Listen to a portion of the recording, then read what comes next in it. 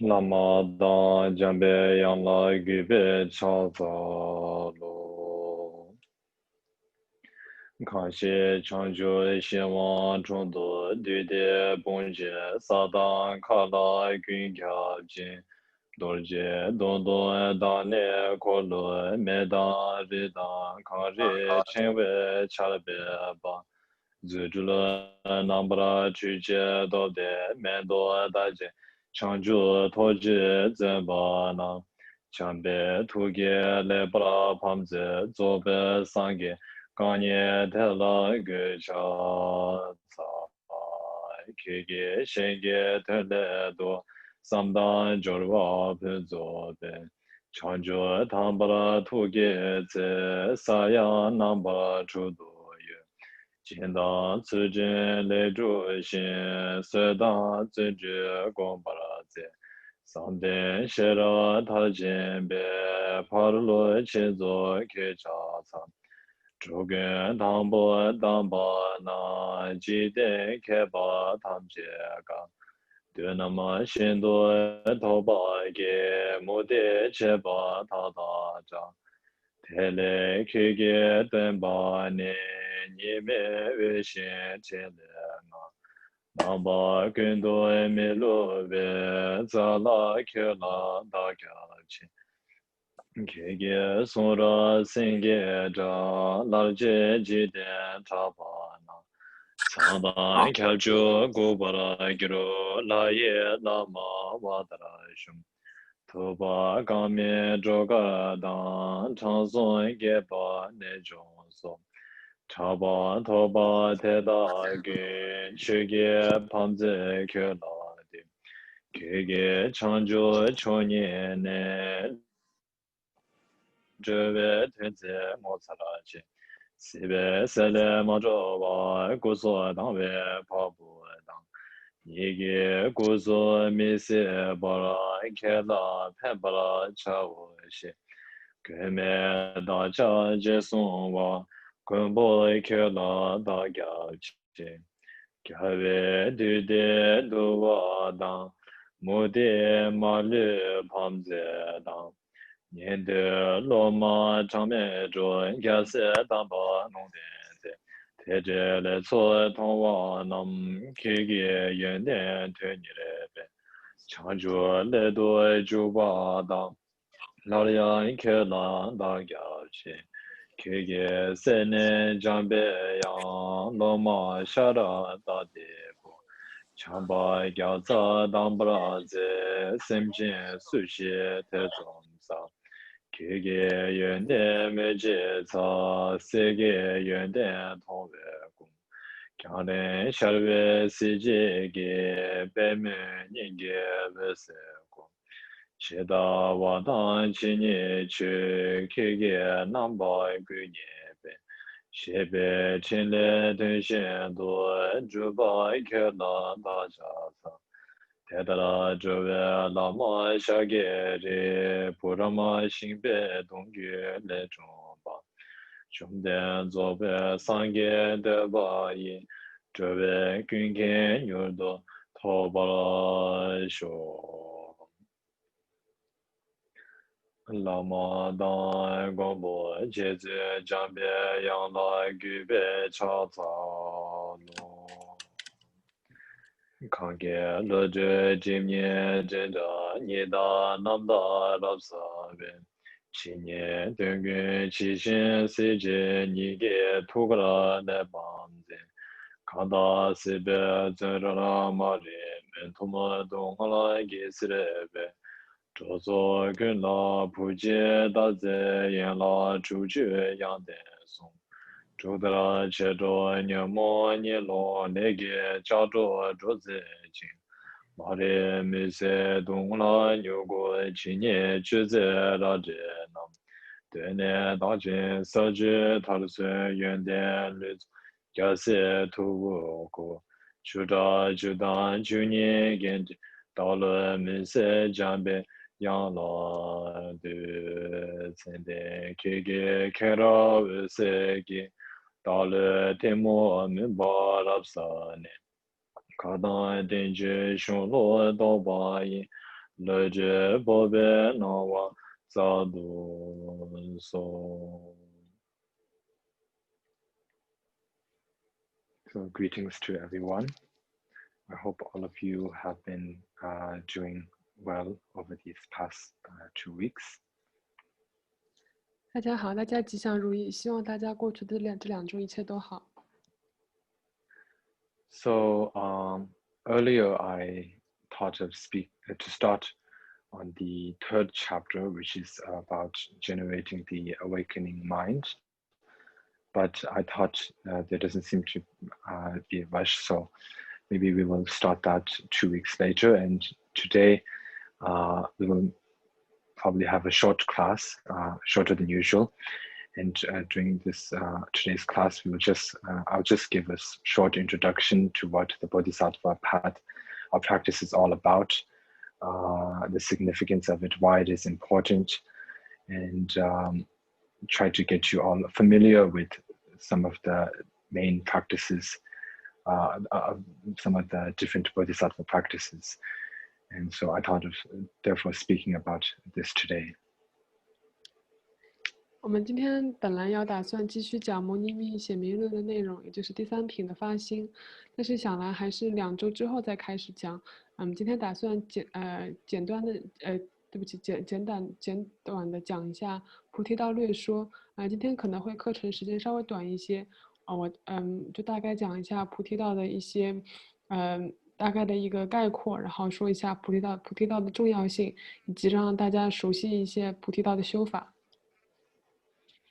So basically what the Bodhisattva means is, Bodhisattva is of course a Sanskrit word, and Bodhi means, you could understand it as enlightenment, and Sattva means someone that is endowed with the thought. So Sattva means it refers to an individual or a person. So in this case, Bodhisattva means someone that is endowed with the thought of awakening or enlightenment. 首先简单的讲一下菩提这个词的意思，这是一个梵文的词，然后把它拆开的话，从音韵角度来说，这个第一个前半部分的 Bodhi 的意思就是菩提心的意思，也就是决心的意思，然后后半部分的 Sattva 的意思就是拥有这样的心的一个人。所以说把这个连在一起的话，菩提它最基本的话，它首先是一个人，然后是一个具有决心，也就是具有菩提心的一个人，也就能够称为菩提，也就能够称为菩萨。So as you can see, the whole practice of the Bodhisattva, or what it is all about, is very clearly, it is right here in the name itself. It's shown here in the name itself, Bodhisattva, very clearly. 也就是说，一个菩萨他所有的行为以及行持都已经包含在这个名相里面了。So this is what it is all about. It's mainly to wish to attain enlightenment, and that is the practice of the Bodhisattva. 那也就是说，菩萨的行为，也就是要做一切行为来升起菩提心以及行菩萨愿的一个行为。Now this enlightenment, or this goal, I guess first to say, this goal, this Shravakas or the Prateka Buddhas are not any other Buddhists that are not Mahayana and Vajrayana. Other Buddhists like Theravada and non-Buddhists, of course, do not have this practice, and they do not seek enlightenment. It is not their goal. 当然，这个也只是限于升起菩提心的。可以说啊，Leo。对于非佛教徒来说的话，就不具有这一点。So in this case, enlightenment refers to full enlightenment, which is the state of complete enlightenment, which is the state which Shakyamuni Buddha himself has attained. It is that enlightenment that all bodhisattvas seek to attain. 所有的菩萨他们希望所证得的菩提心，都是像释迦牟尼佛那样的彻证的菩提心。And enlightenment has the state of enlightenment itself is transcendence of samsara, but it also does not rest in nirvana or peace. So it is like in the middle between suffering and complete peace. 这个菩萨道的这个阶段的话，以及他所要达到的目标是超越轮回而不离轮回，也就是超越了轮回本身，但是不进入彻底的涅槃，也就是处于一个在脱离轮回以及在进入彻底的涅槃一个中间的一个阶段。So the Shravakas, or I guess you could say the Arahats and the like, they strive to attain peace by transcending samsara, and then after they escape samsara, after they escape the sufferings of samsara, then they attain peace, complete peace. But that is not the goal for us, or I guess you could say the bodhisattvas, because if you attain peace and you just rest in that, then there is no activity, there's no possibility or room to help sentient beings because you are resting in complete peace. 比如说拿声闻乘来做举例的话，阿罗汉他们的追求就是希望能够自己摆脱轮回，进入彻底的寂静涅槃。但是作为菩萨的话，就不追求这一点，因为如果我们进入了彻底的寂静的话，涅槃的话，也就没有办法来度化众生。So therefore, what we need to understand that is enlightenment is in the middle between samsara and nirvana. It does not rest on either side, but is in the middle. 所以我们要了解菩提心的话，是处于一个超越轮回，但是又不进入彻底寂静涅槃的一个中间的阶段。So now the reason to attain enlightenment is because the Buddha himself had said that all sentient beings have been one's mother in one's past lifetimes. 那我们要升起菩提心的原因，也就是像佛陀所说的，因为所有的众生从无始以来都做过我们的母亲。And not just, of course, mother, but also father, brother, sister, friend, and all of that, enemies. Because samsara is beginningless, our past lives have also been from beginningless time.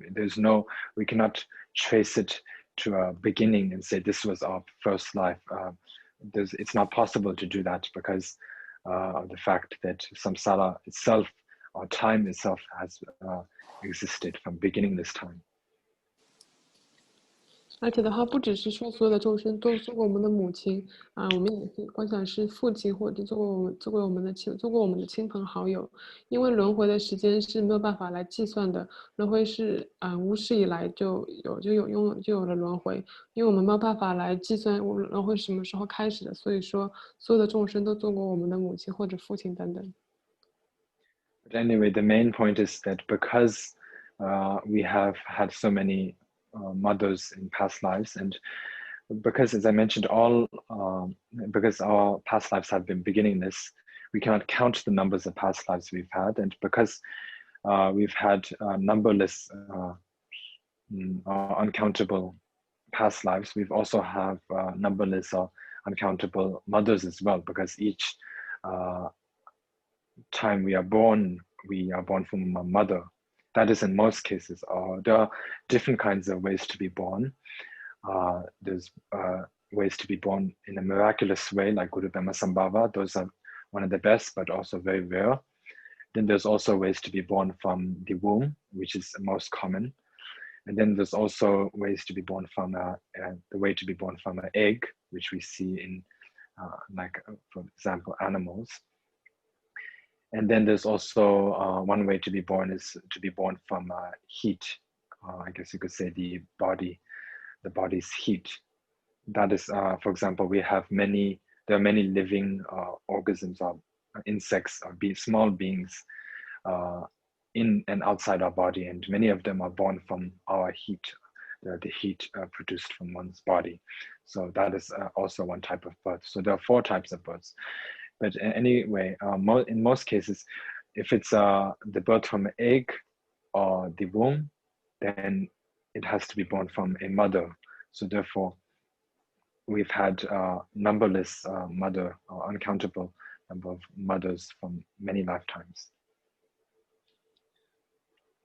那我们要升起菩提心最主要的原因的话，就是因为轮回是从无始以来就开始，那也就是说我们有数不清的过去式。那因为有数不清的过去式的话，我们也就拥有过数不清的母亲。那所以，因为我们每一次都是由母亲而生，除了像莲花生大师这样的成就者是通过殊胜的方式诞生的，其他的话所有的众生，比如说动物或者是我们人类的话，都是由卵生。那如果是卵生的话，就一定是由母亲而生我们。当然其他的诞生的方法，比如说我们昆虫以及其他一些寄生虫，是因为身体的热量，或者是说是因为热量而诞生。但是其他的话，作为人和动物的话，都是由母亲然后是由卵生而生。And each time we were born, these sentient beings who were once our mothers had taken great care of us since we were born. And as we grew up, they first would look after oneself, providing us with food and care, and also protecting us from harm, and also teaching us providing us with basic education, teaching us how to talk, and just helping one to be able to face any difficulties in the coming years. So that is what all of our mothers have done in the past, or the majority, at least you could say. So therefore, all mother sentient beings have been very kind to us. 我们的每一生母亲都非常的细心照顾我们，比如说给我们提供食物，让我们保护我们远离伤害，以及教育我们，比如说教我们怎么样说话，以及教我们面对困难的方法。绝大多数的母亲都是这样子，如此在每一生这样子当中细心的照顾我们。And some mothers, although some mothers do give up, or you could say abandon their children after the child is born. And later on, as the child grows up, they might remember their mother in a bad way for not taking care of them and abandoning them. And might think of their mother, remember their mother for not caring them instead of caring them. And that is quite understandable. But if you think about it in a Buddhist viewpoint, the mother, even such a mother like that, has also been kind to oneself.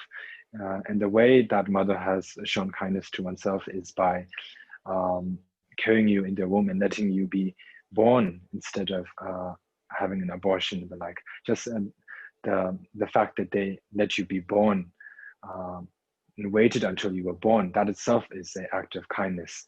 And because they gave you the chance, they provided you with the human birth, the precious human birth that is so much emphasized in the Buddhist tradition, the rare precious human birth. They provided you with that, and because you were born from them, because they let you be born, and you now have a human body, you have the chance to practice the Dharma. You have the chance to come to get to know the 3 jewels and meet Buddhist teachers, receive Dharma teachings, and a lot of good opportunities are now in your hand. So therefore, even such a mother like that can be considered to have shown kindness upon you. 虽然有一些母亲的话，她们可能会放弃或者舍弃自己的小孩，小孩长大之后可能会对母亲有一些不好的回忆，觉得母亲没有照顾好自己。但是从升起菩提心的角度来说的话，母亲还是对我们非常好，因为她让我们诞生，而不是选择去堕胎。他把我们生下来之后，就给了我们许许多多的机会。考虑到佛教里面所讲的人生难得的角度的话，因为我们由于母亲把我们生了下来，就让我们有机会去修行，让我们有机会去接触到三宝，去听闻佛法。也就是从这个角度来考虑的话，母亲把我们生下来，就给了我们许许多多的修法的机会。And when we say all sentient beings have been one's mother in the past life, it may sound like a very kind of bold statement, I guess. I don't know how to say, but because it's not something that it's not something that we can see with our own eyes. If the Buddha said that sentient beings suffer, that is something we can see. And also from our own experience, we see others suffer, both mental and physically. We also have such suffering. So it's relatable. What the Buddha said is relatable, that kind of thing. Teaching is relatable to us. But when the Buddha says that all sentient beings have been one's mother in the past life, that is not something that we can see. But because we do not have a vision like the Buddha, we cannot understand such things. We are not on the level to understand that things. And also we have karmic obscurations and a lot of misdeeds which prevent us from understanding that, or to prevent us from directly seeing the situation of birth and death and samsara. So in this case, we have to just, the only thing that we can really do is trust in the Buddha's teaching. Trust him when he says that all sentient beings have been one's mother. 对于所有众生都做过我们母亲的这个观点来说，可能对于我们来说听起来有一点不切实际，因为我们没有办法看到这一点。比如说，佛教我们的人生是苦，所有的众生都会受苦，这一点我们是可以理解，或者说可以感同身受的，因为我们自己亲身能够体会到，或者是说我们观察身边的人的话，亲身可以体会到说轮回是苦。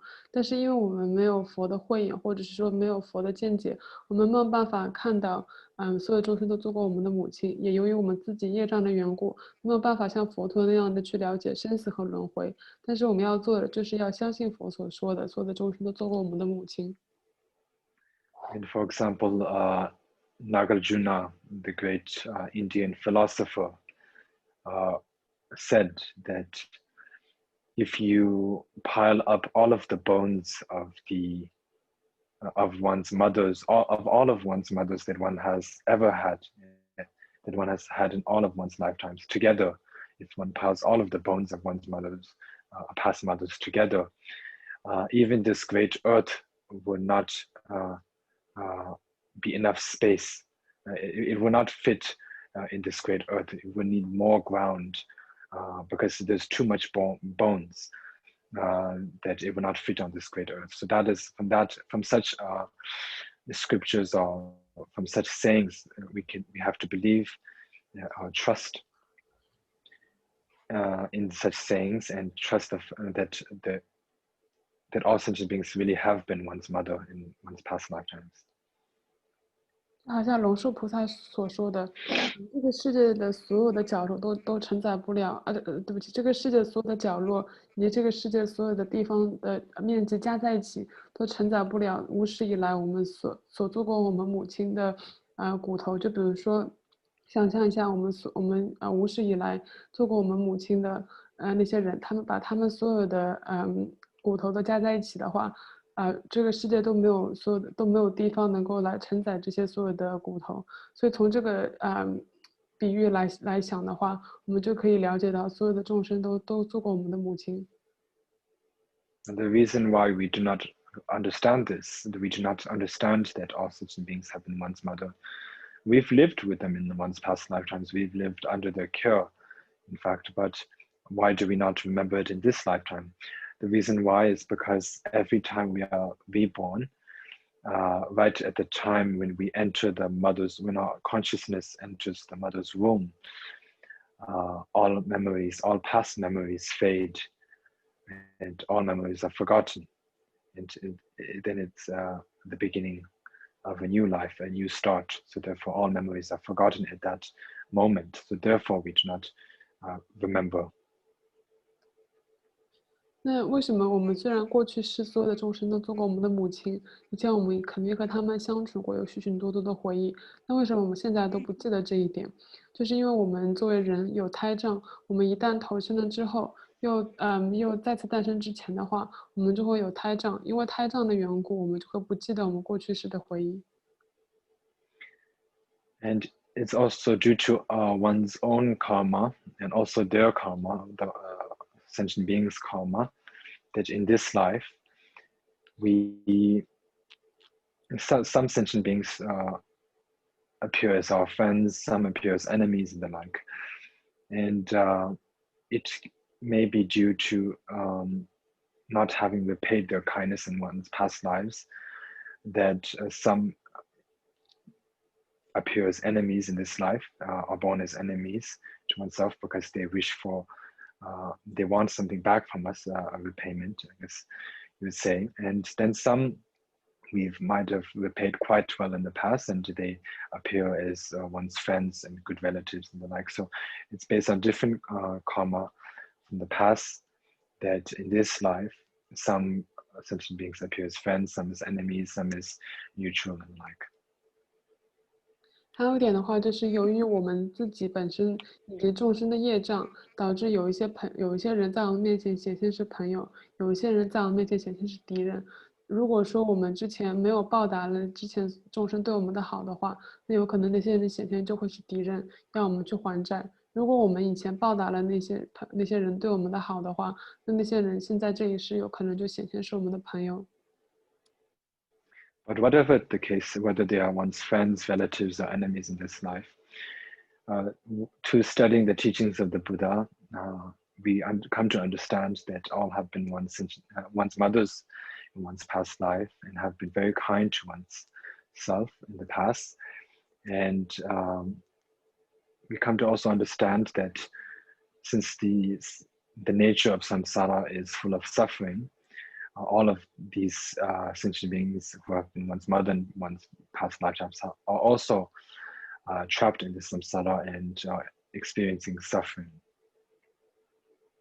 不管是朋友还是敌人，我们都要理解，所有的众生都曾经做过我们的母亲，都对我们非常的好。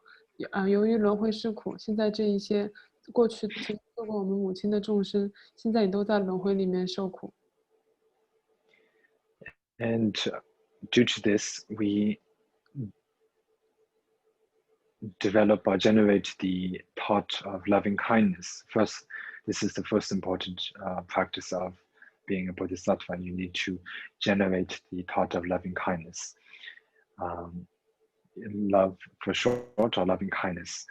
And what that means, the definition of loving kindness in the Mahayana tradition is the thought or the wish for all sentient beings to be endowed with happiness and the causes of happiness. 由于这一点的话，我们首先要对所有的众生升起爱和慈悲，这是我们升起菩提心当中的第一点，就是要升起爱心和慈悲心，也就是愿所有的众生能够永居安乐及安乐因。So usually loving kindness would probably mean to wish for someone to be happy, but in the Buddhist term of loving kindness means to wish for someone to be endowed with happiness, but not just that, but also endowed with the causes of happiness. The causes of happiness are which means you wish that all sentient beings be endowed with good karma, or you wish that they practice good deeds, because good deeds is the cause of happiness. So when we say we wish for sentient beings to be endowed with the causes of happiness, the causes is the good deeds, which is the opposite of the 10 non-virtuous deeds, which most of you already know, so I do not need to speak on that. It is the 10 non-virtuous deeds. There are the misdeeds conducted by the body, the speech, and the mind.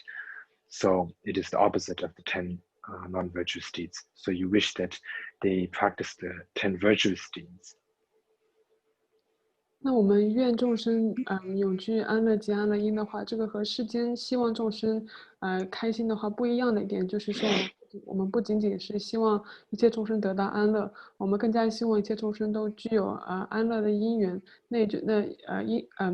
具有安乐的因的话，也就是希望众生都拥有善业，以及能够修善法，这就是能拥有安乐的因。那这个修善业以及修善法的话，也就是不行十不善业。那十不善业的话，相信我们大家都知道，也就不展开说了。就是说是通过身语意三门而行持的十不善业。So there are lots of benefits for practicing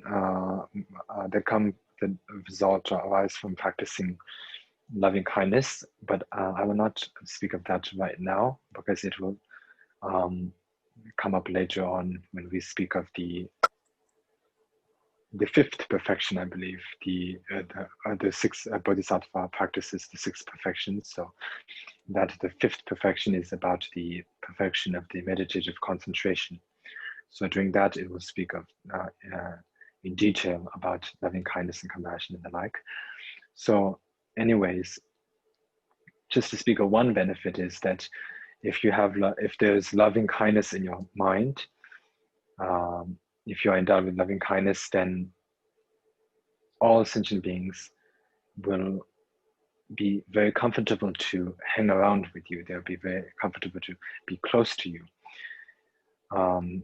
So one example we can understand is from animals. If there's a good meditator, if there's a good practitioner who is endowed with loving kindness, animals will not be afraid to stay close to that practitioner. Usually, if there's a human being around in the forest, animals will stay as far as they can from that human being. But for someone that is endowed with loving kindness, it is said that they will stick close to you. 修持十善业的话有许许多多的功德，我们这里就不展开说了。我们之后会讲到六度，也就是六波罗蜜多，其中第五个的这个功德就是修持禅定。之后我们会继续展开说。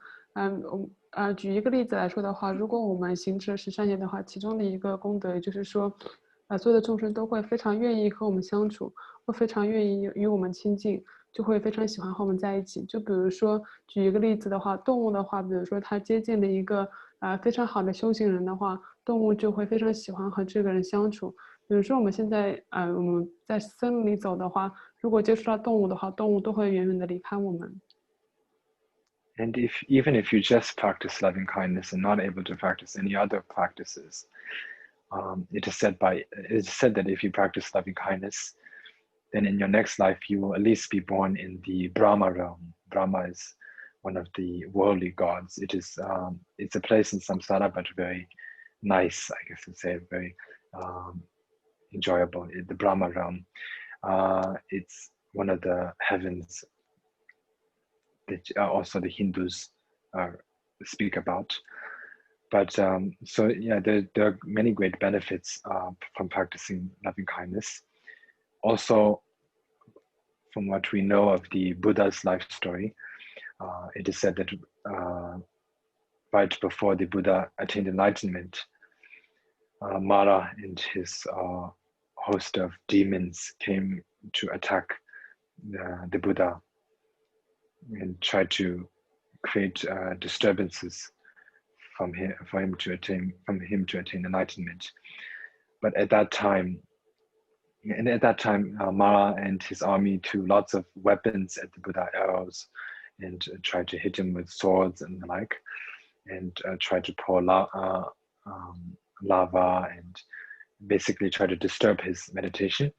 But because at that very moment when they were trying to attack him, the Buddha was in the meditative state of loving kindness, it is said that Mara was not able to harm the Buddha at all.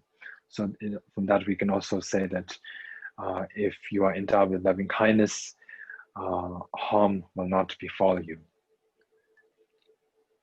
就算我们只是修持爱和慈悲心的话，我们来世也会转生为梵天梵天也就是天界当中的一种众生，虽然还是处于在轮回当中，但是可以说是六道里面比较好的一道。梵天也是印度教经常提到的，就拿佛陀本身的事迹来说的话，在佛陀彻底升起菩提心之前的话，有恶魔来干扰佛陀。比如说，在佛陀在修持爱和慈悲心的禅定的时候，恶魔向佛陀射箭以及向佛陀泼向岩浆，但是这一些都没有办法伤害到佛陀，因为那时候佛陀在非常精进的修持爱和慈悲心的禅定。So that is one of the very important practices of a bodhisattva. And if one practices that loving kindness for quite a long time, then eventually from that, the thought of compassion will be born.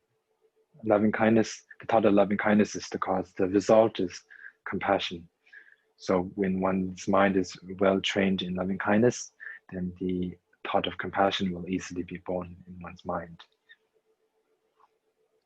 我们努力的修持了爱和慈心的话，这样的结果就是我们能够升起彻底的慈悲心，也就是在通过不停的修持爱和慈心的基础上能够得到的。And what compassion means, according to Mahayana Buddhism, is the wish for all sentient beings to be free from suffering and the causes of suffering. The causes of suffering is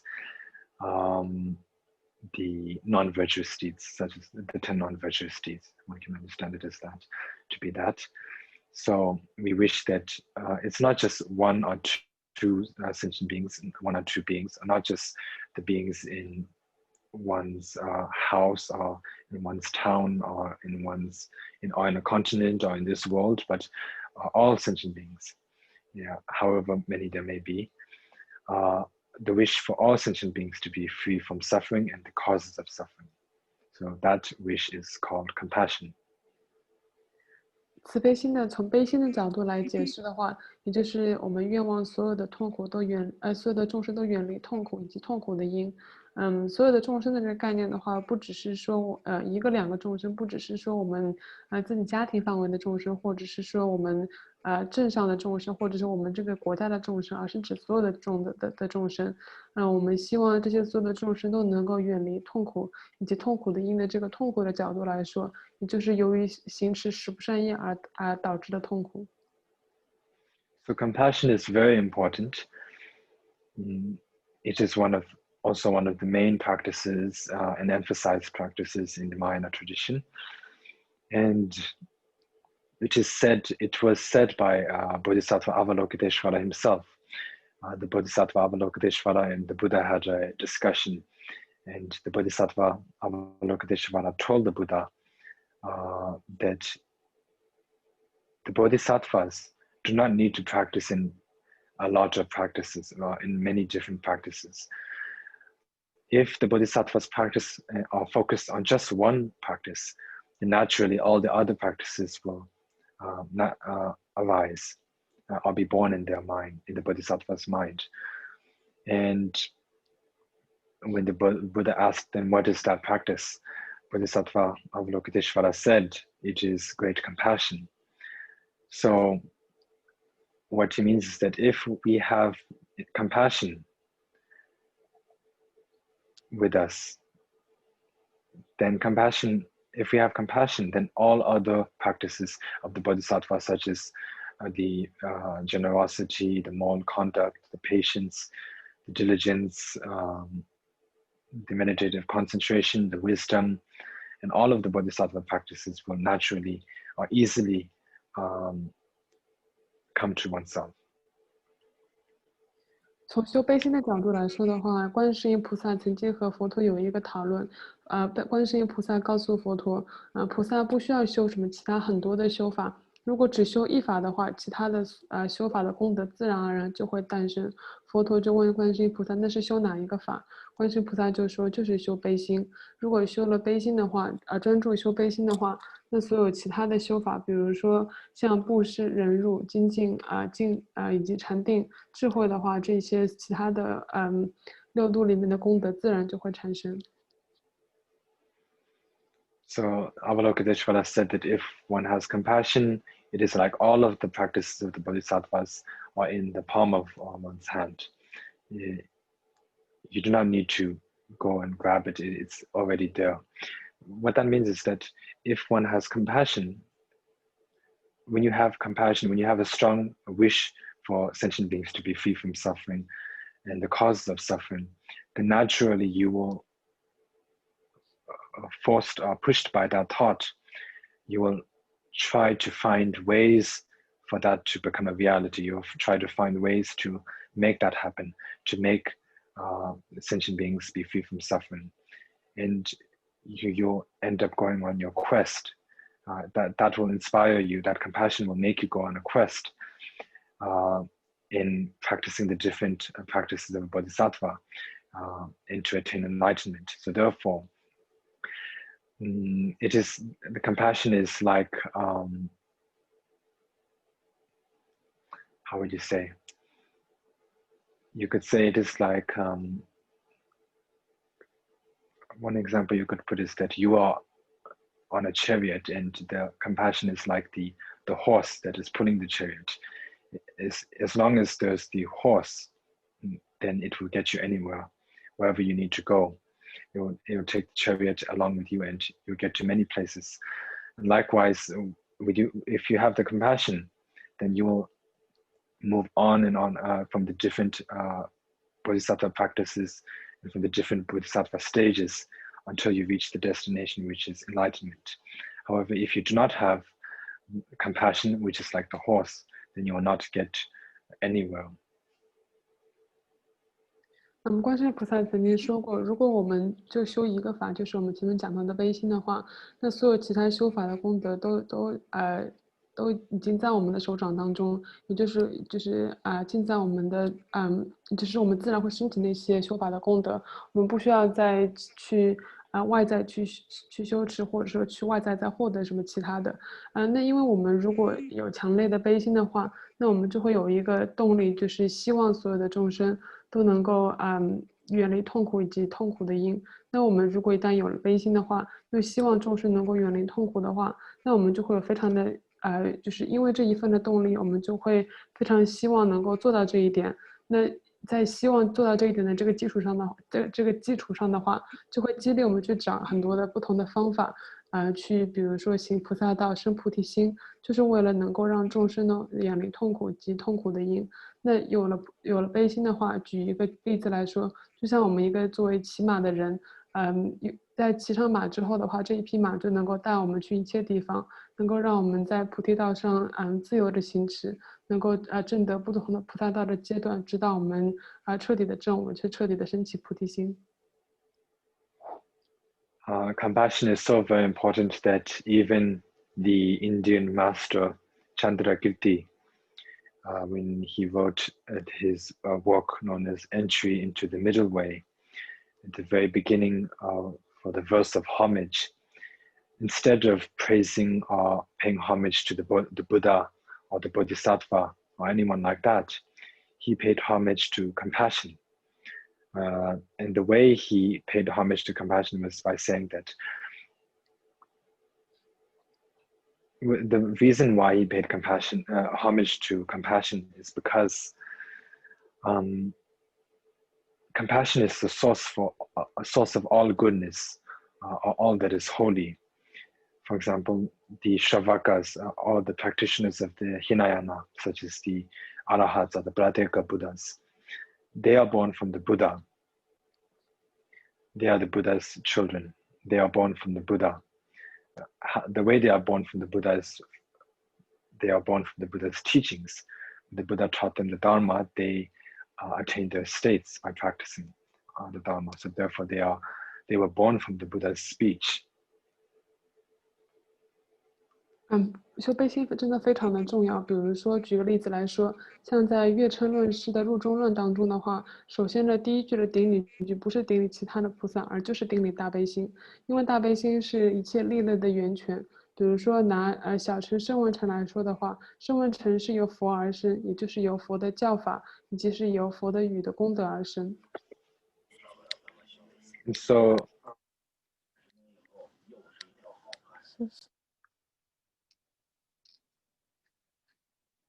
Arahats and Prateka Buddhas, the Bodhisattva, And the way he was born from the Bodhisattva is the cause and the Buddha is the result. The Buddha, for example, Shakyamuni Buddha himself, before he attained enlightenment, for many, many lifetimes, he was a Bodhisattva practicing on the path. And due to practicing with great diligence for a very long time, he finally attained enlightenment. So therefore, the Buddhas were born from Bodhisattvas. So the Shravakas or the Arahats, the Pratyeka Buddhas were born from the Buddha from the Bodhisattva. Now, where was the Bodhisattva themselves born from? The Bodhisattva was born from the practice of the wisdom, Bodhishita, and compassion. And among those three practices, the Bodhisattva is mainly born from the practice of compassion. It is from compassion that all of these states were attained. The Buddha, the Bodhisattva, the Shravaka, and the like. So therefore, compassion is the very source for all of these. So therefore, it is very important. 比如说，在佛陀彻底证佛陀的果位之前的话，佛陀一直是以菩萨的修行的身份在修行。那菩萨也好，声闻乘也好，辟支佛的果位也好，那这一些是从哪里而生？就是由智慧、有菩提心以及有悲心而生。这个不只是说佛陀，也包括菩萨道，也包括声闻乘道和辟支佛。那在这三个当中，智慧、菩提心和悲心的话，悲心是最重要的。悲心是升起一切功德的基础，也就是说是证得声闻乘、辟支佛以及菩萨或者是菩萨乘的基础。So if there's no compassion, then of course there would be no bodhisattvas, no Buddha. And if there's no Buddha, then there would be no Dharma, because there would be no teacher to teach the Dharma. And then there would be no assembly of practitioners, no Sangha, there would be no three jewels. So from that, we can also say that the cause of the three jewels comes from compassion. If there's compassion, or without compassion, the three jewels would not be possible. So therefore, compassion is also very important due to that reason. 如果没有大悲心的话，那也就没有菩萨，也就没有佛陀。那没有佛陀的话，也就没有佛法，也就没有教法。那没有教法的话，也就没有僧众。那总的来说，那也就没有三宝。也就是说，三宝诞生的因就是由于大悲心而生。如果没有大悲心的话，也就没有三宝，也就没有了一切。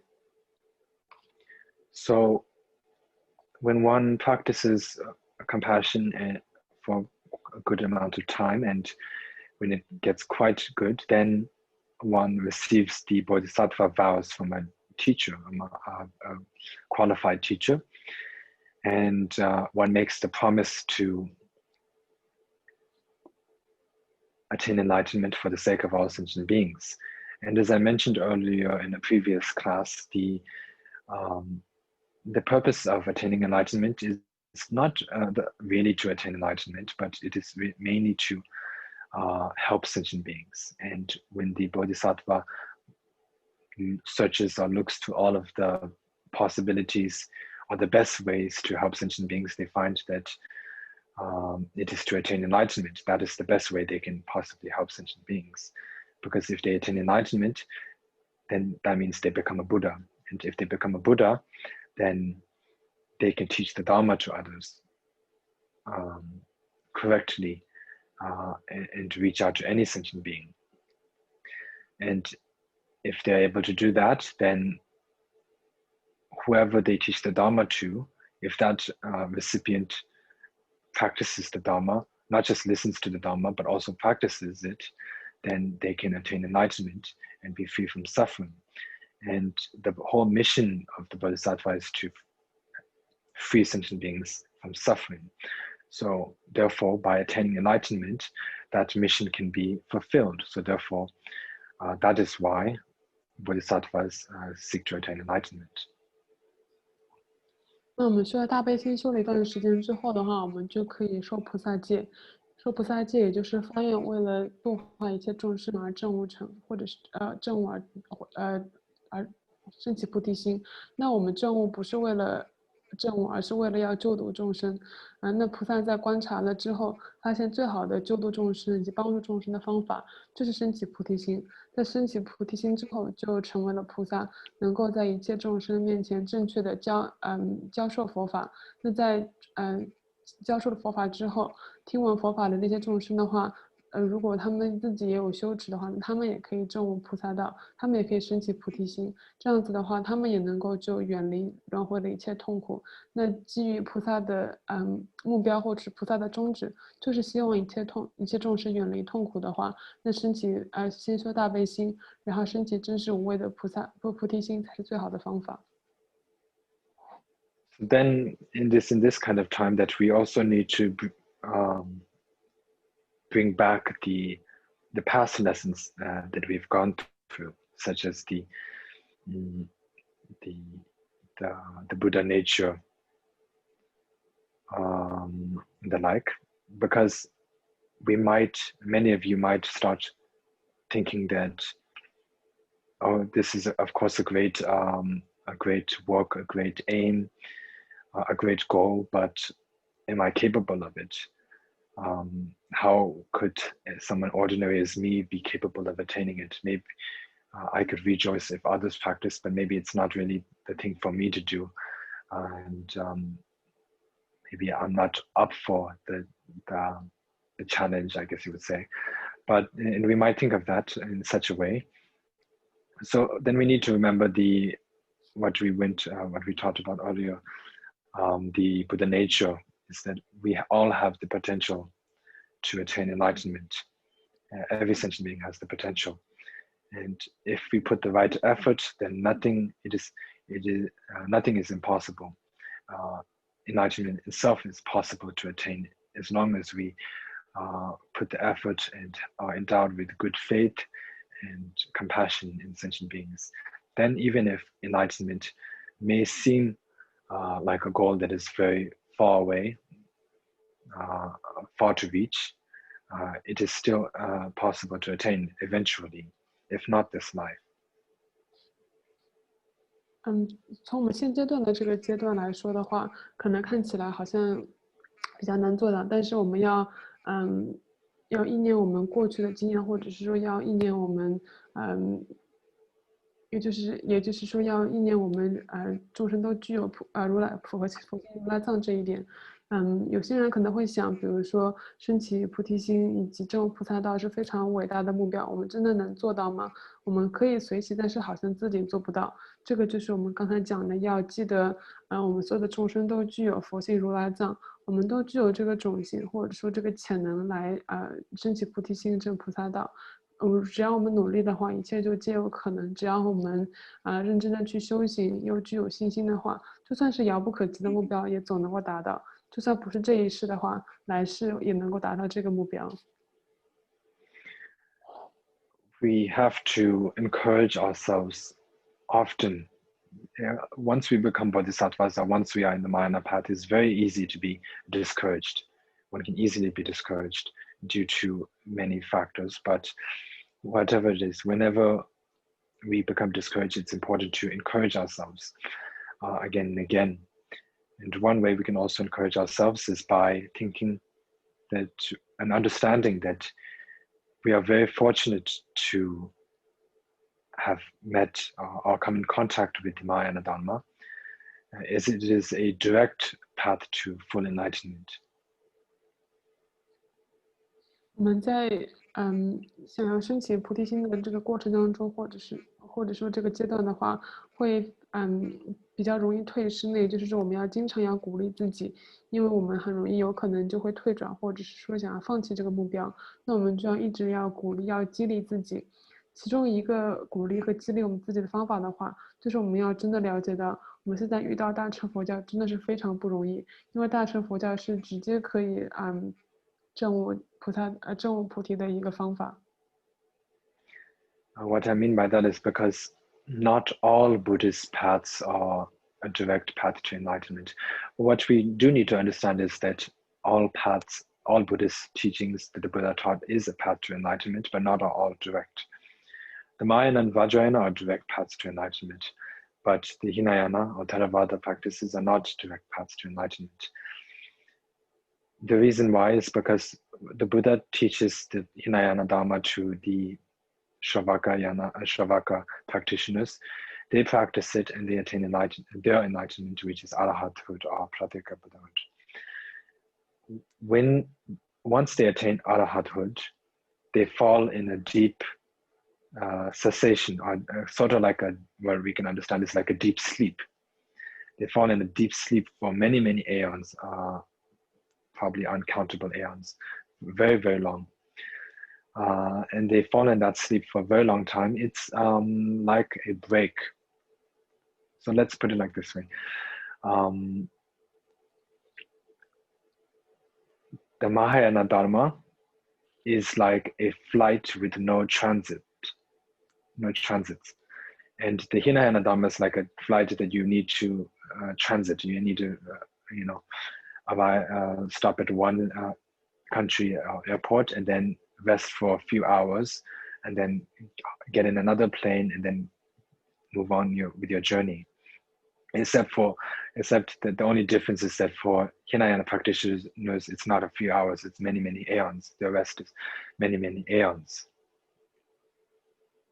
这里补充说一下的话，不是所有的菩萨道都是直接能够证悟菩提心，能够证悟成佛的道。虽然说佛陀所教的所有的佛法的话，都是能够证悟菩提心，能够证悟菩萨道，但是只有大乘和金刚乘是直接的道，像小乘佛教的话，就不是直接的道。从小乘佛教的角度来讲的话，他们的果位是证的阿罗汉的果位，但是证的阿罗汉的果位的话，也就是进入了彻底的寂静涅槃。也就是说，他们在证悟之后的话，我们举例来说，就可以说他们在无量劫当中都是属于一个沉睡的状态。我们举一个例子来解释的话。就比如说我们大乘佛教的话，就可以把它想象做一个直飞的一个航班，但是小乘佛教的话，就是有一个中转的一个航班。那有中转的航班的话，就是你先坐一个飞机，飞到一个国家之后的话，比如说我们休息几个小时，再坐另一个飞机要到我们的目的地。那从小乘阿罗汉的角度来讲的话，这个中转的时间就是有可能是很多劫当中属于一个沉睡寂静的一个状态。So after their long sleep, then the Buddha himself comes to them and wakes them up from their sleep and says that there's still much for you to go. There's still much left for you to do. You need to attain enlightenment, and so you must wake up now and practice the Mahayana Dharma. And then the Buddha wakes them up from their sleep, and then the Arahat needs to enter the Mahayana Dharma and then practice all the Mahayana practices and then finally attain enlightenment. So if you see, the process is a very long and complicated process. While for us, we do not need to waste our time by first attaining the Arahathood, then falling asleep.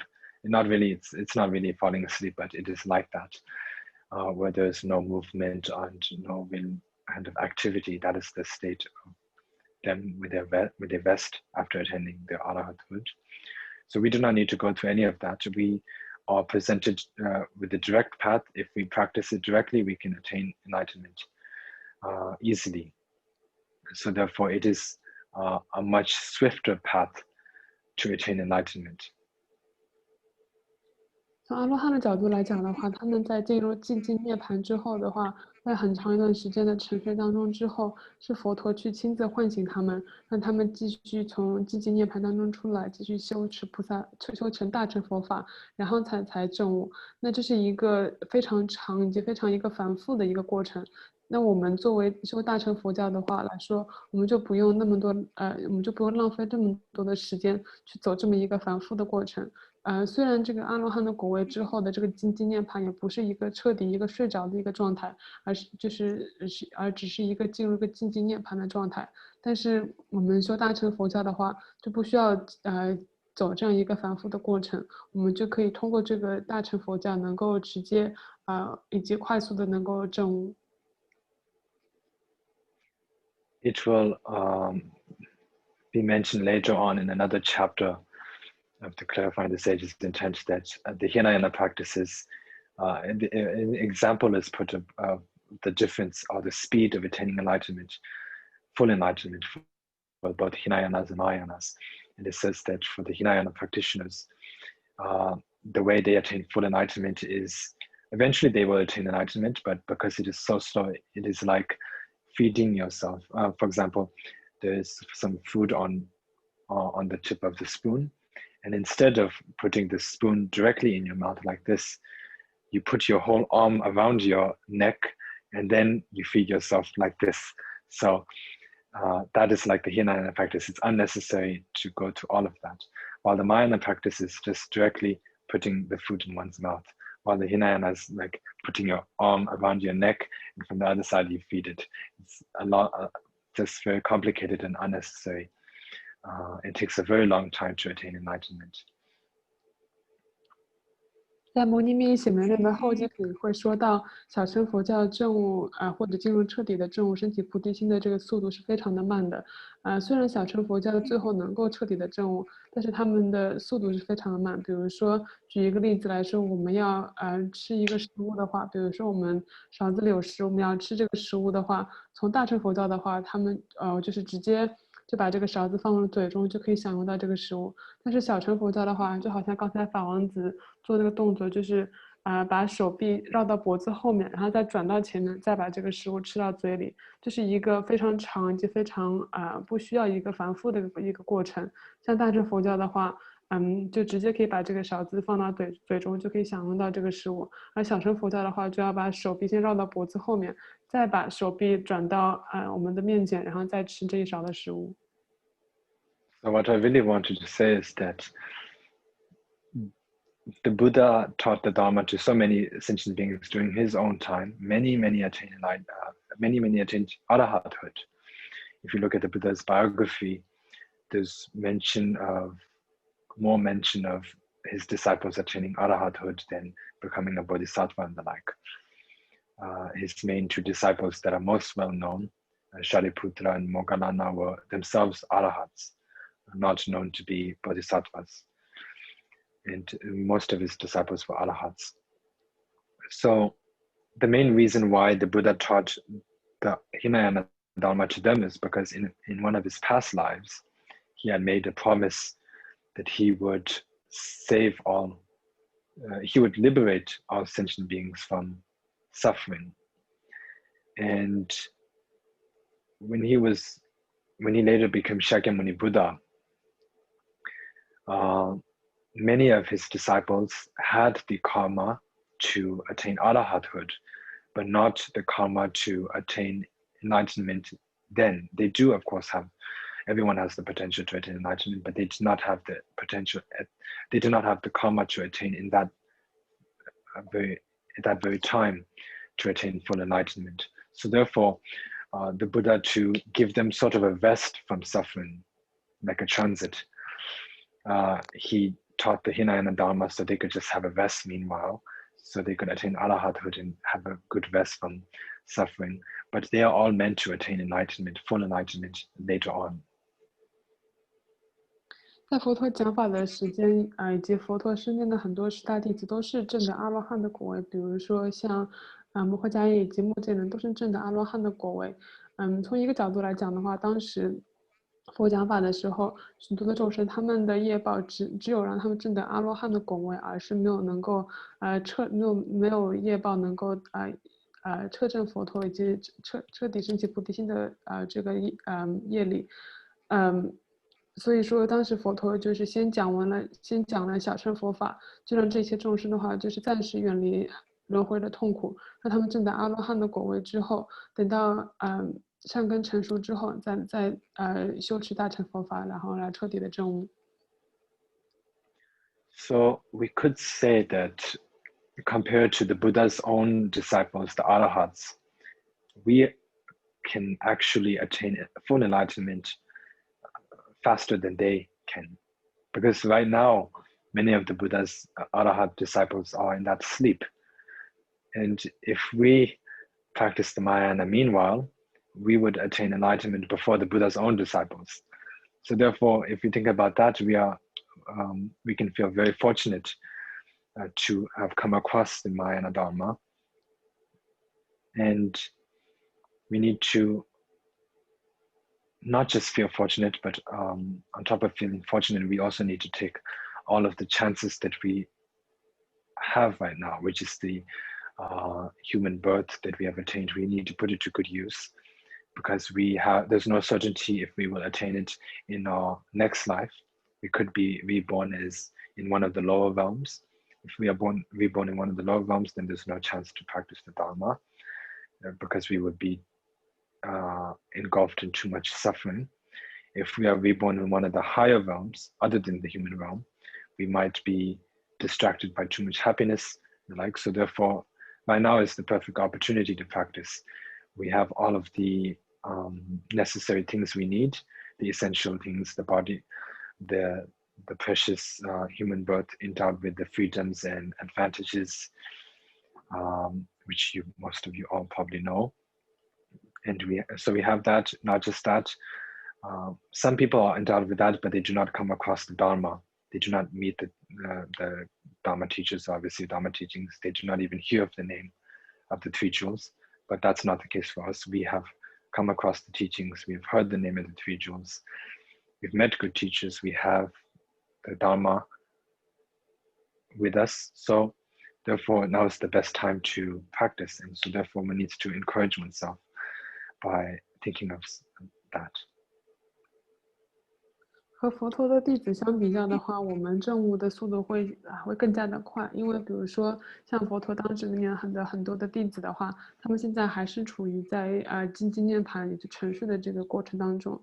相比较我而言的话，我们就非常的幸运，因为我们遇到了大乘佛法，就是可以直接证悟菩萨道的一个修法。遇到了大乘佛法的话，我们就要抓住一切的机会，好好利用我们现在当下拥有的人生，因为生命是无常的，下一世也是不确定的。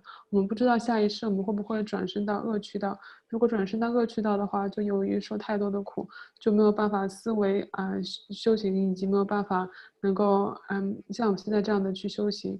如果我们转生到善趣的话，比如说像天人等的话，由于我们一直沉浸在享乐当中，也不会想到要修行。我们现在具有人生的话，就是一个最好的机会。不仅仅是拥有人生，而且如果是拥有暇满人生的话，有许许多多的机会让我们修行。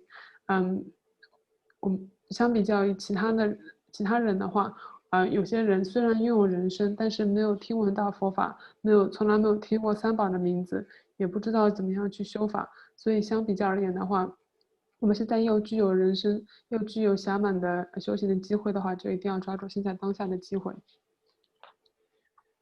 So then there is for the Bodhishita, Bodhisattva practice itself, there are two main Bodhishita, different types of Bodhishita. There's the relative Bodhishita and the ultimate Bodhishita. The relative Bodhishita can be further divided into two, the aspiration Bodhishita and the application Bodhishita. Or you could say the wishful Bodhishita and the action Bodhishita.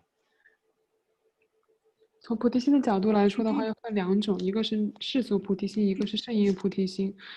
从世俗菩提心的角度来说的话，再细分为两种，一个是愿菩提心，一个是行菩提心。And so to understand these two, we can understand it from an example such as when we travel, we first need to have the wish to travel. So for example, if we want to go to India, first to get ourselves to India, first we need to have the wish to go to India. Having the wish is important first. So without the wish, then you will not get to India. We need to have the wish to go to India, and then for like a pilgrimage. And then just wishing itself is not sufficient. It is not enough. It is very important to wish, but on top of that, it is also important to book the flight, get the visa, book the flight, and pack your bags and make the actually travel. You need to actually travel there. So that is also important. And then So if both the wishing to go there and actually going there are both present, or if both are there, then you will arrive at your destination. So likewise, wishful bodhicitta is the wish to attain enlightenment for the sake of all sentient beings. And that is a very important thought that one needs. But just by that alone, enlightenment cannot be achieved. On top of that, one needs to actually practice the Dharma, practice the causes for attaining enlightenment. And so if one has the wish and also practices, then the result, which is full enlightenment, can be achieved. So that is what wishful bodhicitta and action bodhicitta, aspiration and application bodhicitta mean. 从世俗菩提心，也就是愿和行菩提心的角度，我们来举个例子来说，就拿旅行来举例来说的话，比如说我们非常希望去旅游，比如说我们非常想去印度朝圣的话，那首先我们就要有这个愿望，我们要希望去印度。如果没有这个愿望的话，那我们也去不了。那光有虽然有愿望很重要，但是如果只有愿望但没有实际行动的话，我们也去不了印度。那所以就是我们在希望去印度朝圣之后的话，我们就要比如说去申请签证，然后去订机票，然后我们自己打包，然后最后再踏上旅途。这样子的话，愿和行，也就是希望去印度以及真正的这个行动都具有的话，我们才能够去到我们想去的目的地。同样的来说，从升起世俗菩提心的角度来说的话，首先是要有愿望，就是希望能够为了度化一切众生而升起菩提心，然后光有这个愿望还不行，我们还要真正的去行持，真的能够度化众生的一切的因。那也就是有了愿望，也有了修行的话，才能够真正的获得这个果位，就是能够真正的升起菩提心。And then there are many other practices as part of the application bodhicitta, which is the actual practicing. There are practices such as the perfection of generosity, and perfection of moral conduct, patience, diligence, meditative concentration, and the like. And so those are all very important practices, all causes for attaining enlightenment as well.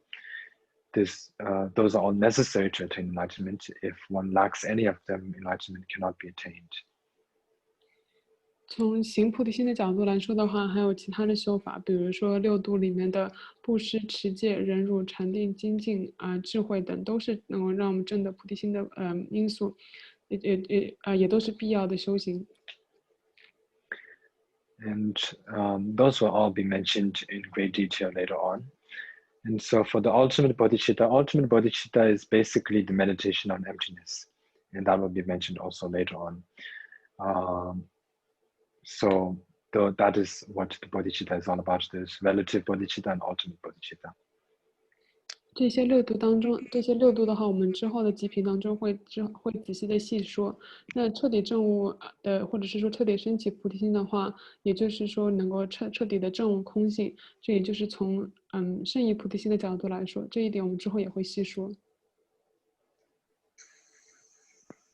So we have all of that, and you could say that the causes for attaining enlightenment, there are many practices, of course, but if you condense them, you could say that the main two causes of attaining enlightenment is the two accumulations, which is the accumulation of merit and the accumulation of wisdom. 从升起菩提心的因素来说的话，我们把一切结合起来说的话，也就是要具有二资粮，也就是具有福慧二资粮。And so the accumulation of merit includes any kind of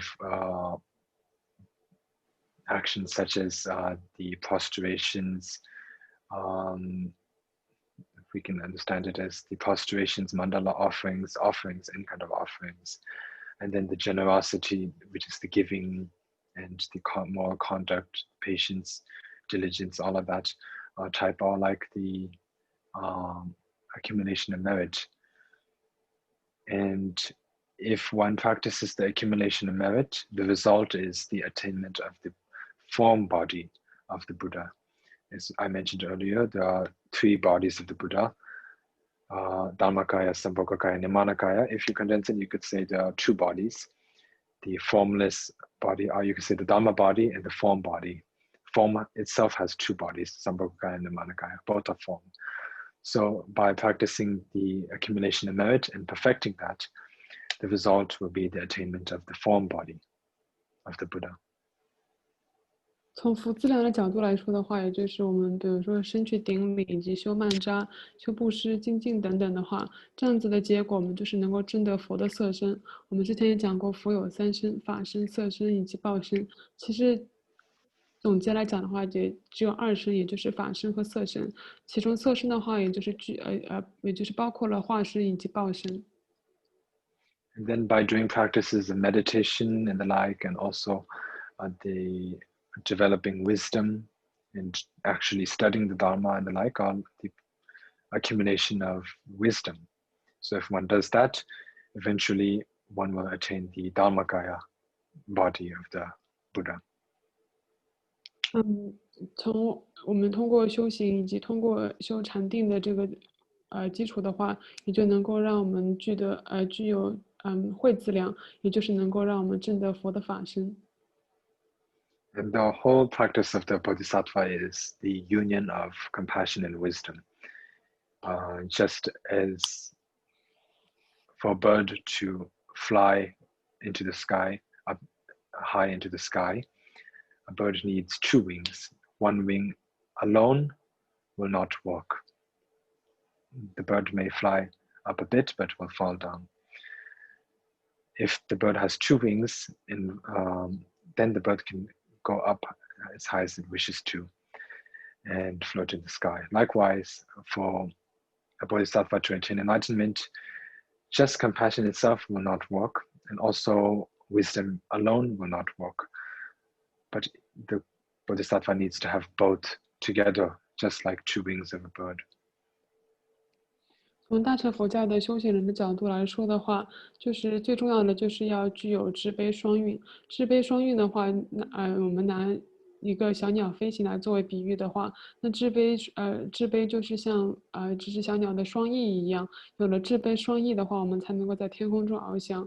如果作为大乘佛教徒光有智慧的话，也就是只有一个翅膀，也没有办法飞翔。如果光有悲心的话，那也就是有另外一个翅膀，但是也没有办法飞翔。所以就是要智慧和慈悲都要具有，才能够像小鸟一样在空中的飞翔。A Mahayana practitioner may try to, if a Mahayana practitioner does any kind of practice, Bodhisattva practice, but without compassion, then that practice is most likely to end up becoming a Hinayana practice rather than a Mahayana practice. And if it becomes a Hinayana practice, then as it is not a Mahayana practice, it will not become a practice to attain. That will result in full enlightenment. 从大乘佛教修行人的角度来说的话，如果我们修持任何的修行当中都不具有慈悲心的话，这样就是小乘佛教的修行。如果在没有慈悲心的基础上去行持任何的修法的话，那就是和小乘佛教的修行是一样的。So if a practitioner only has wisdom, then they may transcend suffering themselves. They may be, if a Mahayana practitioner just focuses on wisdom, they may be able to get free from suffering, get out of samsara for themselves, but because they lack compassion, if such a person who only practices wisdom, practices just wisdom, and because they lack compassion, they will not be able to help others. 如果大乘佛教修行人的话，只有智慧的话，虽然他们有可能可以通过这个智慧能够超越痛苦，能够脱离轮回，但是光这样做的话，却没有办法来救度众生。And if you have just compassion, if you just practice on compassion but are not endowed with wisdom, then you may want to help sentient beings. The wish might be there, a very strong wish may be there to help sentient beings, to free them from their suffering and the like, which is very good. But because you lack wisdom, you will not know the means to help them. It would be like the person who just, or the Mahayana practitioner who just has compassion but no wisdom, would be like a person that is walking in the dark. A person who is walking in the dark has legs, they can walk, but because it's dark, they cannot see, they cannot really get to where they want easily. So likewise, if you just have compassion and no wisdom, you may mean well, you might want to help others, but you will not know how to help others, you will not have the means to help others with you. So therefore, as we can see, just having one of them without the other is not going to work. We need both of them. 同样的，如果只有慈悲心的话，却没有智慧的话，虽然愿望在那里非常的好，但是如果没有智慧的话，我们就不知道怎么样去帮助众生。举一个例子来说的话，如果没有智慧，只有慈悲心的大乘佛教徒的话，就像一个在黑暗中行走的人，虽然他有腿，他可以走，但是由于他看不见，就到不了他想去的地方。同样的，有愿望是很好，但是如果没有具体救度众生的方法的话，也没有办法来彻底的帮助众生。所以再结合刚才的那一点来说的话，如果大乘佛教徒，智慧和慈悲二者缺失一个的话，都没有办法能够真正的帮助到众生。So that is what the Bodhisattva practice is mainly about. It will be spoken about in great detail later on. One thing, there are many ways to feel inspired to practice the Mahayana Dharma or the Bodhisattva's path. One is by reading biographies of past masters. The more you read, well, you should of course read about biographies of Mahayana masters in this case. Masters whose life very clearly shows that any of their activities were done out of a great compassion. You need to read the biographies of such masters whose very life signifies compassion, I guess you'd say. So reading the biographies of such masters can help you to become inspired to practice it yourself. I do not know what kind of biographies are available in the Chinese language. For myself, one of my most favorite biographies to read is Gyaltsen Muju Tome's biography. Gyaltsen Muju Tome is the author of the 37 Practices of Bodhisattva. So I like to read his biography. And then, of course, also any other Lama's biography, because most of the great masters of the past were all Bodhisattvas. In their life and activities were all motivated by great compassion for sentient beings. So that helps. One of the causes for developing faith and the wish or will to practice the Bodhisattva path. 以上也就是我们讲了菩萨道的略说。具体的话，一些具体的一些细节以及具体的一些修法的话，我们之后会详细的说。其中一个比较重要的就是我们可以阅读大乘佛教成就者的一些传记。我们就可以从他们的事迹当中，能够真正的看到他们的一切的行持都是由慈悲心而出发。这样子的话，也能够激励我们修行。法王子说他不是很确定有哪一些中文版本的大乘修行人的一些传记我们可以阅读。法王子他自己最喜欢读的传记，也就是迦叶无著仁波切，也就是我们现在学的这个佛子行37颂的作者的传记。我们通过阅读这些大乘佛教修行人的传记的话，能够增强我们的信心，也能够激励我们的修行。And not just biographies, but also Dharma textbooks. If one has receiving teachings on the way of the Bodhisattva by Shantideva, that is great. One should continue to read that book as much as one can, not just receive it once, read it once, and then close the book for good. Not like that, but again and again. That book is something that Mahayana practitioners should open again and again in their life, as long as they're living, as much as they can. In the past, it is known that great masters, even such as Bhadra Rinpoche, the great Dzogchen master, he would carry that book around with him wherever he traveled. He did not really have much possessions, he would travel sort of as a vagabond with very little possessions, but that was one of the few possessions that he always had, the book of the Bodhisattva. And of course, he taught it to others as well, as much as he could.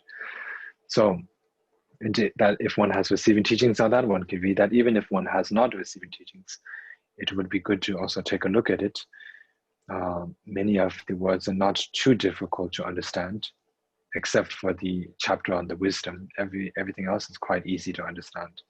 So taking a look at that would also help.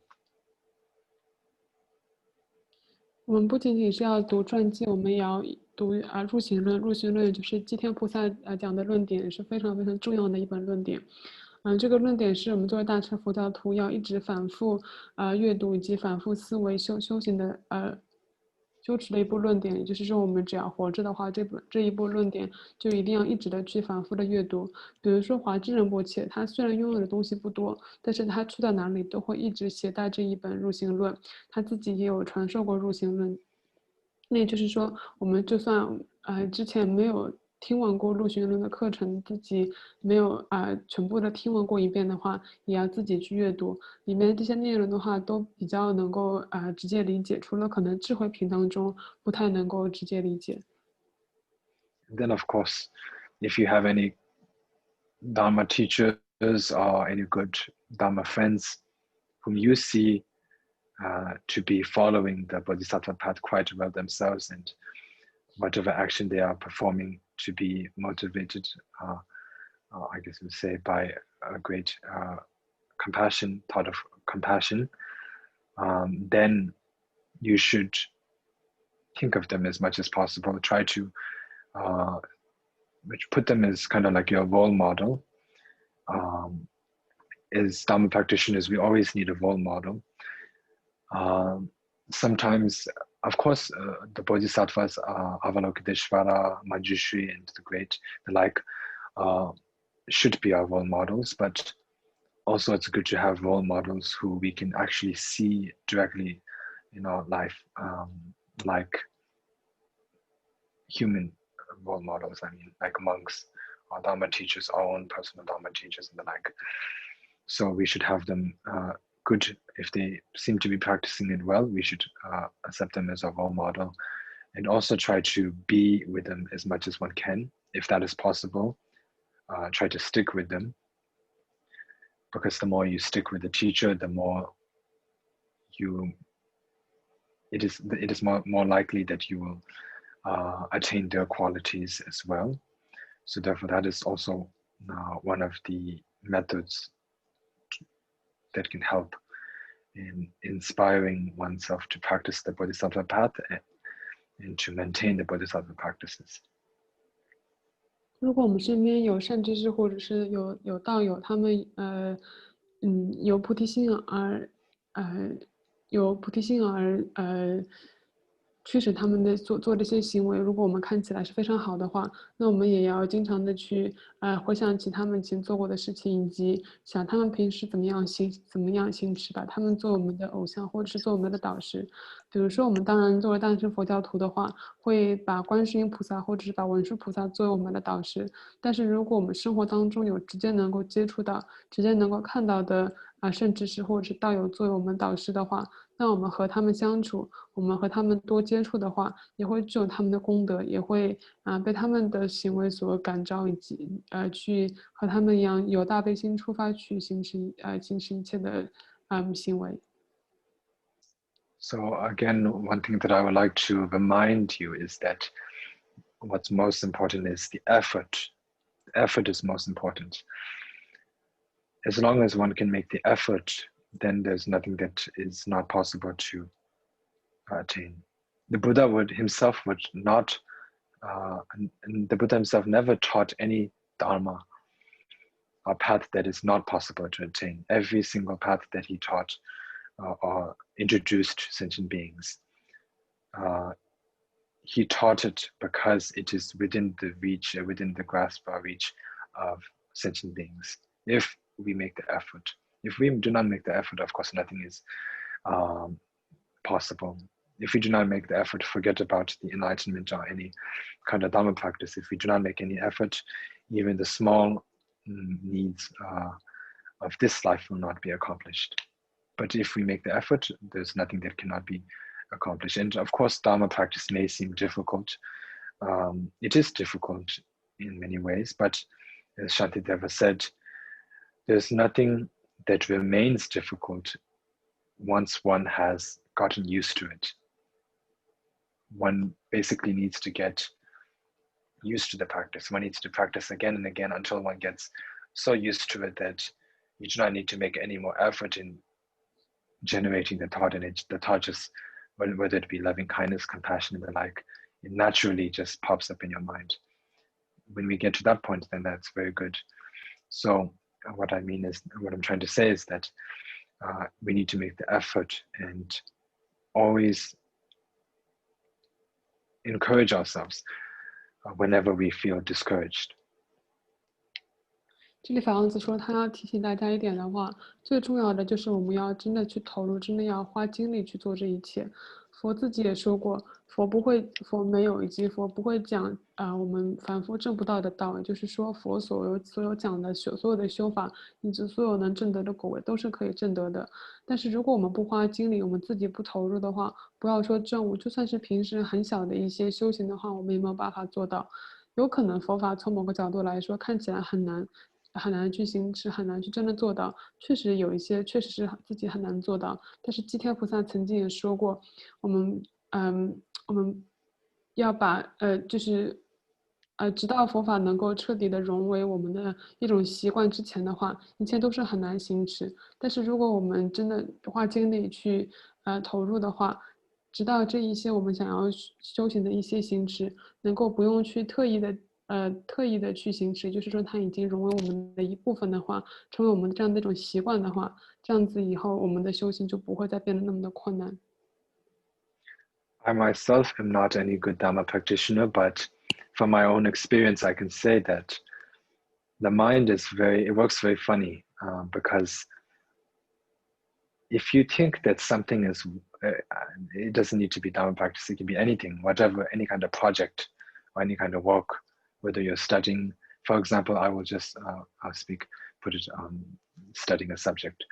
So if you're thinking that this subject is very hard to learn, if you think about that in the first place, then when you study it, it becomes very hard to learn. And it ends up becoming harder and harder to learn, harder to grasp its meaning. But if it's all about the mindset, if you think, if there's a subject and you think that, oh, this is easy to learn, this is something that I can learn, why will I not be able to understand this? Of course I can understand this. I will be able to understand this. If you have that kind of mindset from the very beginning, and then you try to think about it and learn about it, then it actually ends up becoming not as difficult as it could have been. It ends up becoming easy to learn.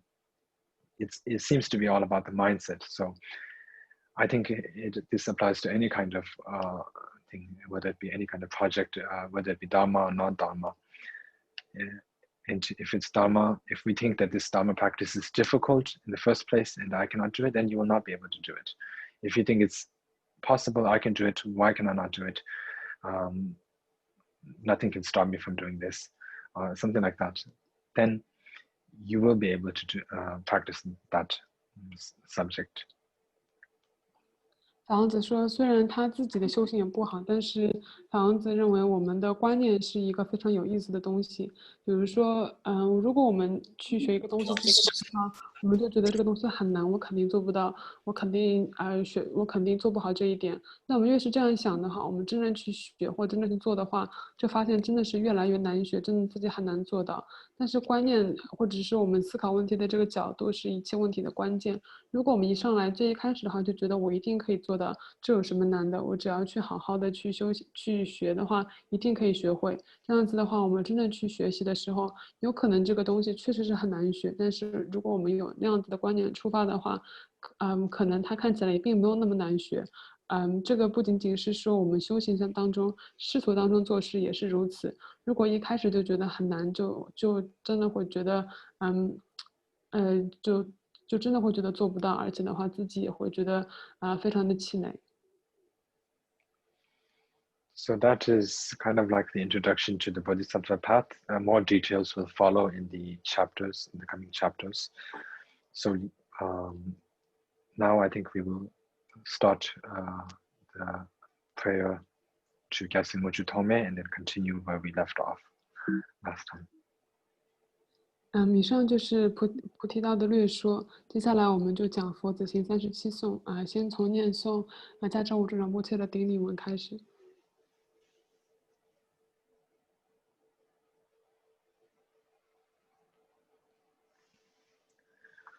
Lama dan lape lala cha ca lo.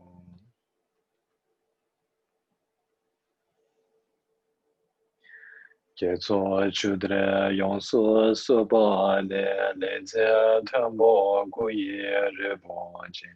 Yebe jinzo le zhu labdo ze changju semye jongbe we karajin. Dulja lingshi wina nambara yu taye shenten kurge mangala shing. Tuje chimbe gade geba dang. Keba puldo jungwe yende nye. Ninje bekara chenwa le zembe chenre sewa sumo nangwa shing. Kari chudre gyase jeba da rabdo lule tome shabladi. Tebe kela tangwe tebe le rabdo gulne tse mento pube gewa medo jungwa de gungyan gyase jela ne bara sho. So this is the second verse. The actual 37 practice of Bodhisattva is yet to start. So this is the promise to teach, or the promise to write the 37 practices of a Bodhisattva. 这个是佛子行37颂的第二个偈颂。这还不是真正的正文，是解释为什么要写这个佛子行37颂。So as it says, the perfect Buddha's source of happiness and ultimate peace exists to having accomplished the sacred Dharma. And that, in turn, depends on knowing how to practice it. This practice of the Bodhisattvas I shall therefore now explain. So you can just recite the verse first. 这个历史句就是说，利乐之源诸佛陀，修成正法而成就，意义了知其心故，于此宣说佛子行。So what this means is that the perfect Buddha's source of happiness and ultimate peace exists to having accomplished the sacred Dharma. So what that means is that it's all kind of connected with what I said earlier. Perfect Buddhas means fully enlightened Buddhas. Source of happiness and ultimate peace. They are the source of happiness and ultimate peace because they teach the Dharma to others, to sentient beings. And through teaching the Dharma to others, and when other sentient beings practice Dharma that they were taught, sentient beings attain peace and happiness. They are able to transcend samsara by practicing the Dharma that was taught to them by the Buddhas. That is how they attain ultimate peace and happiness. And so therefore the very cause for sentient beings to attain happiness and peace is the cause or the source is the Buddhas themselves. 这个偈颂和我们之前讲的、刚才你讲的都有关系。比如说第一句来说，彻证的佛陀是利乐的源泉，就是因为佛陀通过教法，通过佛的讲法，就是能够让众生得到真正的安乐，得到真正的利乐。所以这样子来说的话，佛陀就是一切众生获得利乐、获得安乐的源泉。So if you connect it, it says, what it's saying here is that happiness and ultimate peace come from the Buddha. The Buddha is the source for happiness and ultimate peace. Now, what is the source of the Buddha themselves, himself or herself? What is the source of the Buddhas? Where does the Buddha come from? The Buddha comes from having practiced the sacred Dharma. That is the second line, as it says, exist to having accomplished the sacred Dharma. And that is exactly what I've said earlier, that the cause for the Buddhas is the Bodhisattva. And the cause of the Bodhisattva is the practice of Bodhishita, compassion, and wisdom. So it is the Dharma practices that result in the attainment of the Buddhahood. So that is what it's saying, it's connected, cause and result. 那从利乐的角度来说的话，是从佛陀才能获得。那佛又从哪里来？那佛的源泉又是什么呢？佛就是通过，就是像下一句而讲的，就是通过修持正法而成就。那修持正法的话，就好像我们刚才所讲的，佛有菩萨而生。那菩萨的话，也就是通过智慧、慈悲心以及菩提心而生。This is, and that in turn depends on knowing how to practice it. So to practice the Dharma, we need to know how to practice it. And so that is also connected with one of the things that I've mentioned earlier in one of the classes when I believe I mentioned about the proper way to receive the Dharma, which is, it's actually from the Clarifying the Sage's Intent, from the Taking Refuge chapter, where it was mentioned that stopping the practice of learning the Dharma, some people believe that the stopping of stopping of learning the Dharma is not a grave fault, but Sakya Pandita said it is a grave fault, because if you stop the learning of the Dharma, if you stop others from learning the Dharma, in fact, then they will not be able to practice it. If there's no practicing it, then if you stop them from learning, they will not know how to practice the Dharma. If there's no practice of Dharma, then no enlightenment and the like. So it is connected with that. 那这一切的话，就是我们比如说像偈颂当中讲的，修持正法而成就，一一了知其心故。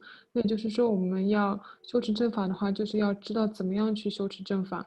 那我们比如说之前我们我们在学习牟尼比显明论的皈依的那一篇当中，就讲过一点，就是在皈依之后，有一些藏地修行人会认为阻碍闻法不会毁坏我们的皈依戒。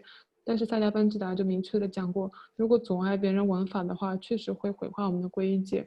因为如果没有阻碍别人听法的话，那也就是让那些人没有佛法可以修。那没有佛法可以修，不知道怎么修法的话，你就没有办法升起菩提心。So what we need to understand about these first three lines is that ultimate peace and happiness arises from the Buddha. The Buddha arises from the sacred Dharma. And the Dharma is practiced by first knowing it. Or you could say, you first need to know how to practice the Dharma. Then you need to practice the Dharma. Then you will attain enlightenment. And from that, happiness and the ultimate peace will be attained. So that is the connection. 前三句我们把它综合来讲的话，究竟的安乐是由佛陀的源泉而获得，佛又是由法而生，从修法的角度来说，又是要先知道怎么样去修行。那或者我们从倒过来的角度来说的话，首先我们要知道怎么样去修行，然后才能够真正的去修持正法。修持正法之后的话，就能获得佛陀的果位，获得了佛陀的果位之后，就能获得究竟的安乐。And it says this practice I shall not therefore now explain. So since first knowing how to practice the Dharma is so important, Gyaltsab Ngolchu Thome is saying that he will teach here how to do that, how to exactly do that. He will introduce here how to practice the Bodhisattva practices, the practices of the Bodhisattva. And so if we later on, so this is his promise. He's saying here that he will teach how or introduce the practices of a Bodhisattva in order for us to know how to practice. And so if we know how to practice, then we will practice it. And then from that, we can attain enlightenment eventually, and ultimate peace and happiness will be attained. 第4句的话就是降至无住贤，就是说现在就是要宣说怎么样修持佛子行。那这样子的话，就是我们先要知道，就是接下来会介绍怎么样修持佛子行。这样子的话，就好像我们前面讲的，知道怎么修行的话，就能够修持正法，然后呢获得佛陀的果位，获得究竟的安乐。所以最开始的话，就是要先知道怎么样去行佛子行，怎么样具体的去修持我们的行为，然后再去真正的去行佛子行。So that is the reason why he has promised to teach. And the main thing that, the main lesson, what this verse is trying to convey, the meaning of this verse is trying to convey is that all results come from a cause similar to the result. 那以上就是 So that is what it means. 所以这以上就是这个历史剧。那这4句的历史剧当中，它所要表达的意思的话，或者说它最重要的观点就是所有的果都是由相似的因而生。所以以上就是这4句的历史剧就是最主要去表达这样一个意思。So to speak of a story to illustrate that, there was once a great sponsor who offered one monk a lot of wealth, a lot of money or jewels. And the reason why he offered it to the monk was he offered it mainly for the general Sangha to share together, but he just put it in one monk's hands, in one monk's cure. He gave the jewel or the wealth and put it in one monk's cure. So that happened once a long time ago.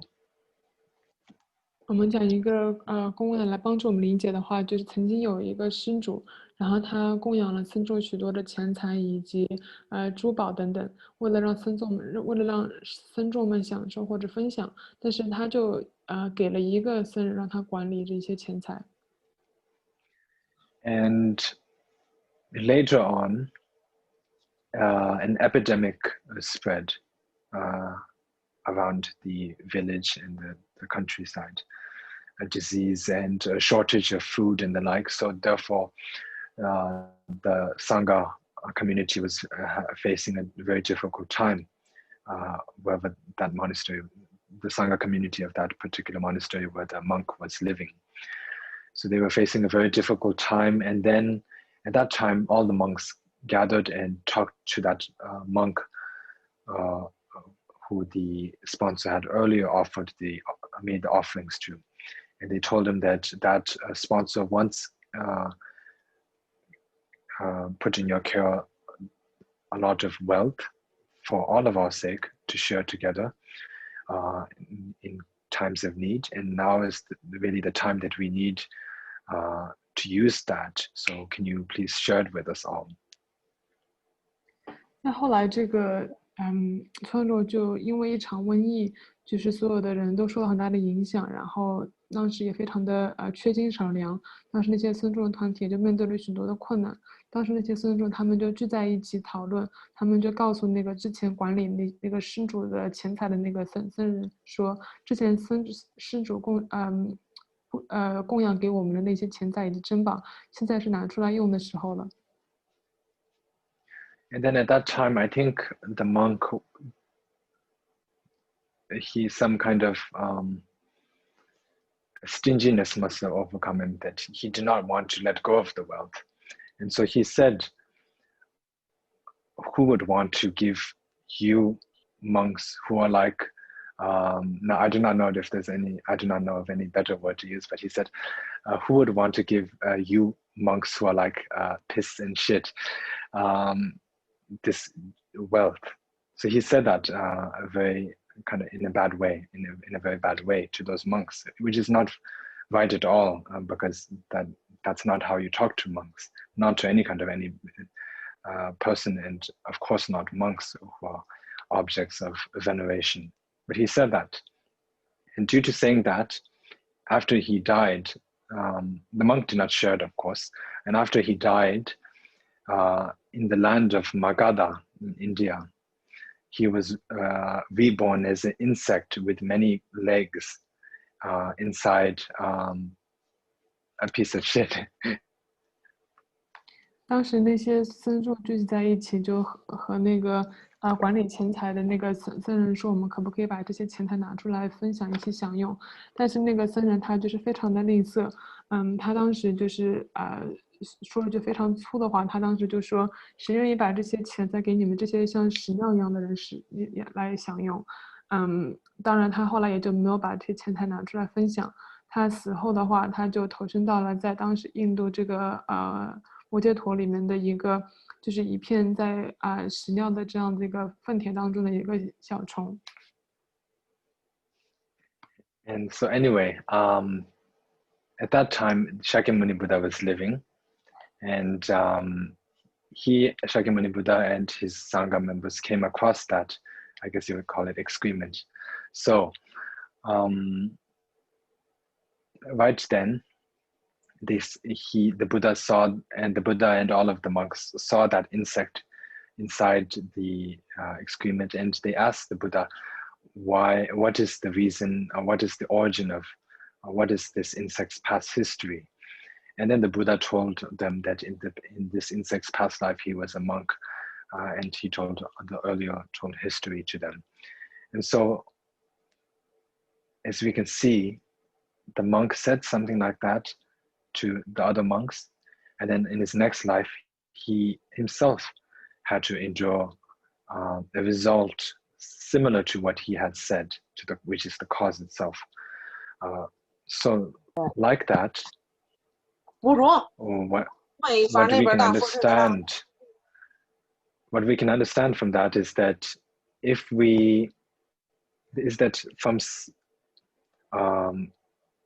the results come from a similar cause.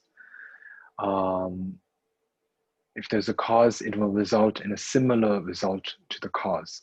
So that is what we need to learn from that. And so likewise, to attain Buddhahood, which is the result, we need to do something similar to that, which is the cause of Buddhahood, which is the Dharma practice. Something which is not connected with the attainment of enlightenment. So the practice of the Buddha Dharma is connected with the attainment and enlightenment. It is the cause and result connection. It is both similar. So therefore, what we can learn from that is that if we practice the Buddha Dharma, we can attain enlightenment. And the same goes for any kind of result, good or bad. Whatever good you do, you will receive the result, a similar result. Same for whatever bad action you do. 当时佛陀也在世，然后佛陀和他的僧团就是也听到了这样的话。后来佛陀和僧团他们在外面走路的时候就看到了这样的一个虫，然后当时的僧众就问佛陀，这个虫是过去是因为什么样的原因投生的这样的一个虫？然后佛陀就和他的弟子就讲了这个虫的这个过去史，也就是这个僧人他这样子的故事。因为他说了这样子的话，所以他后来来世就投生成为这样的一个虫。那所以这个故事就告诉我们的一个道理，就是说，果是由相似的因而生。如果我们有什么样的因，就会得我们什么样相似的果。所以从修法的当中来说的话，我们也是要通过修持佛法，然后会得到相似的果，也就是能够证悟。同样的，世间的来说，我们也是我们造什么样的因，就会得什么样的果。So that is it for this verse, and then is just like the earlier one. I hope that you can take note and contemplate upon this verse for the next 2 weeks. 以上就是我们今天讲的这个寄颂啊，法王子希望我们和2周之前讲的寄颂一样，我们能够每天就思考这个寄颂，然后我们写下我们的感悟。And then will there be question and answers? 今天有什么问题我们可以提问交流。So there's a question that wonders, what do we need to do to maintain human life again in the next lifetime? it is said that the causes for attaining a human birth is mainly moral conduct. So that will be taught later on during the perfection of the moral conduct, which is one of the practices of the Bodhisattva. Basically, if you abstain from performing the 10 non-virtuous deeds and in its place perform the 10 virtuous deeds, then you will attain either a human birth or the God's birth. So that is the cause for attaining. Usually when we speak of the cause for attaining the human birth, we say it is moral conduct, but it actually is, you could say, the avoiding of the 10 non-virtuous deeds and performing of the 10 virtuous deeds. 问题就是说，我们这一生要做什么，下一生还能够投身人道？法王子的回答就是说，我们如果下一生投身人道的话，最主要的因就是通过持戒。持戒也是我们之后会详细说的6度当中的一个，要行持的一个6波罗蜜多之一。那具体来说的话，持戒就是远离十不善，尽量的行持十善。通过这样子的行持的话，我们就会来生投身人或者是天人。我们通常的回答说，投人的。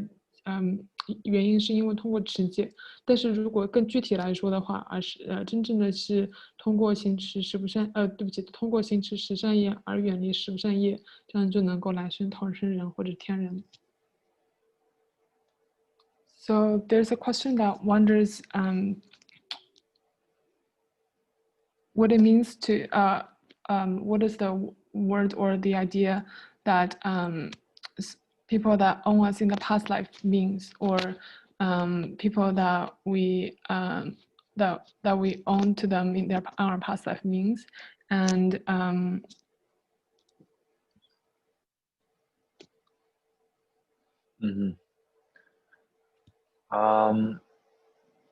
It basically means that they have been kind to you, a great deal. They've shown a great deal of kindness upon you, but you've not really repaid that kindness.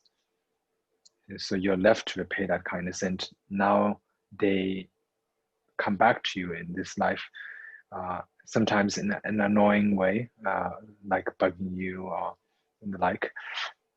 They want some kind of return for the kindness they've shown you. That's like what I mean by repaying. 刚才这个问题是问就是什么是冤亲债主，然后那怎么样化解？法王子说就是冤亲债主的话，就是说是一些曾经对我们很好，但是我们没有报答的一些人，他们现在有可能是一种我们非常不愿意的形式出现，就是因为以前我们没有报答他们的恩德。Sorry, and then the second half of the question is that how we can resolve facing those kind of beings or people in our life. The best thing to do is, of course, is practicing the Dharma and teaching it to others. There's no better gift or the way to repay sentient beings other than the Dharma. Dharma, repaying sentient beings to the Dharma is the best. And that's one of the main practices of Bodhisattva. It's to repay the kindness of all other sentient beings. As I mentioned, we understand that they've been kind to us and we need to repay their kindness. And we understand that the best way to repay them is by freeing them from samsara. But then we also understand that currently we do not have that power to free them from samsara, as we ourselves are sentient beings, just like them. So we want to free them. We do not have the power right now. So what we need to do now, we understand that what we need to do now is to first attain enlightenment. And then after we attain enlightenment, then we will be able to free them from their suffering. And that is the best way we can repay them. So it is understanding of that we repay their kindness. 所以法王则就说，我们要化解的方法就是说，我们要通过修持慈悲心，然后最重要的是要通过修法，因为我们理解我们曾经他们对我们很好，但是我们没有能够报答他们。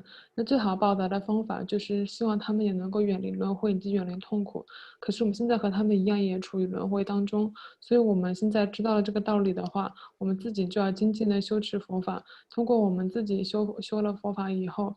我们自己升起菩提心，自己证悟了以后，才能够给他们讲法，才能够真正的报答他们。My own guru, Sangha Dache Rinpoche himself considered this repaying. He took it very seriously, this whole thing about repaying sentient beings. And even if he did not teach the Dharma to others, at times when he did not teach the Dharma to others, he would always take his Western students and disciples out to meals, and that was his way of repaying them for his, past karmic debts. 好王子说，他自己的上师就是达钦仁波切的话，之前也非常的重视报答众生。在达钦仁波切没有讲法之前的话，他经常会带他西方的弟子或者他西方的学生一起去吃饭，这也是他报答别人的一种方法。And there's a question that wonders, it is difficult to maintain precepts, so can we try our best? We can try our best. Is being reborn in Amitabha's Pure Land even easier?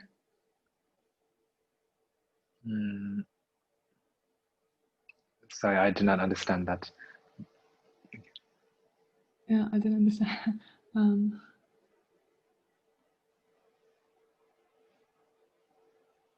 So I guess it's asking, because being able to reborn in Amitabha's Pure Land, one needs to hold a precept, but it's difficult to do so.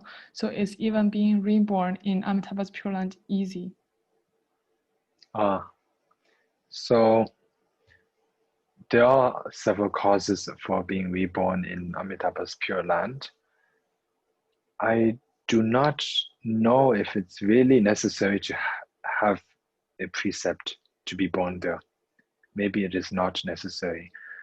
If you have someone who has no precepts but has good faith in Amitabha, prays to be reborn there often, and the like, I'm sure that person, if that person will be born in Amitabha's Pure Land, I'm sure they do not really need a precept, although the chances of being reborn there are more likely if they are endowed with precepts.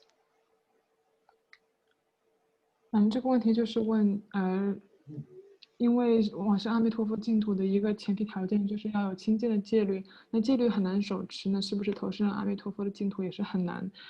法王子说，投生或者说往生阿弥陀佛净土有许多的因，不是很确定，就是有清净的戒律是不是其中一个，但最主要的就是要有愿力，就是要许愿能够往生阿弥陀佛净土。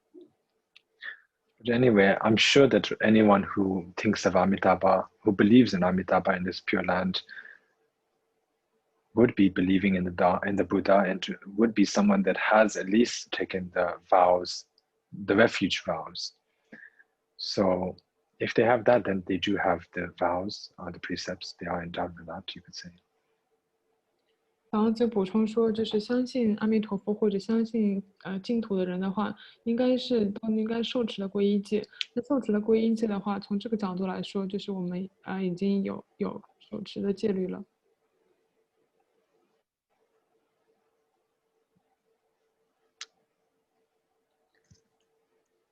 And there's also a question that wonders if smoke puja can help repay the debt.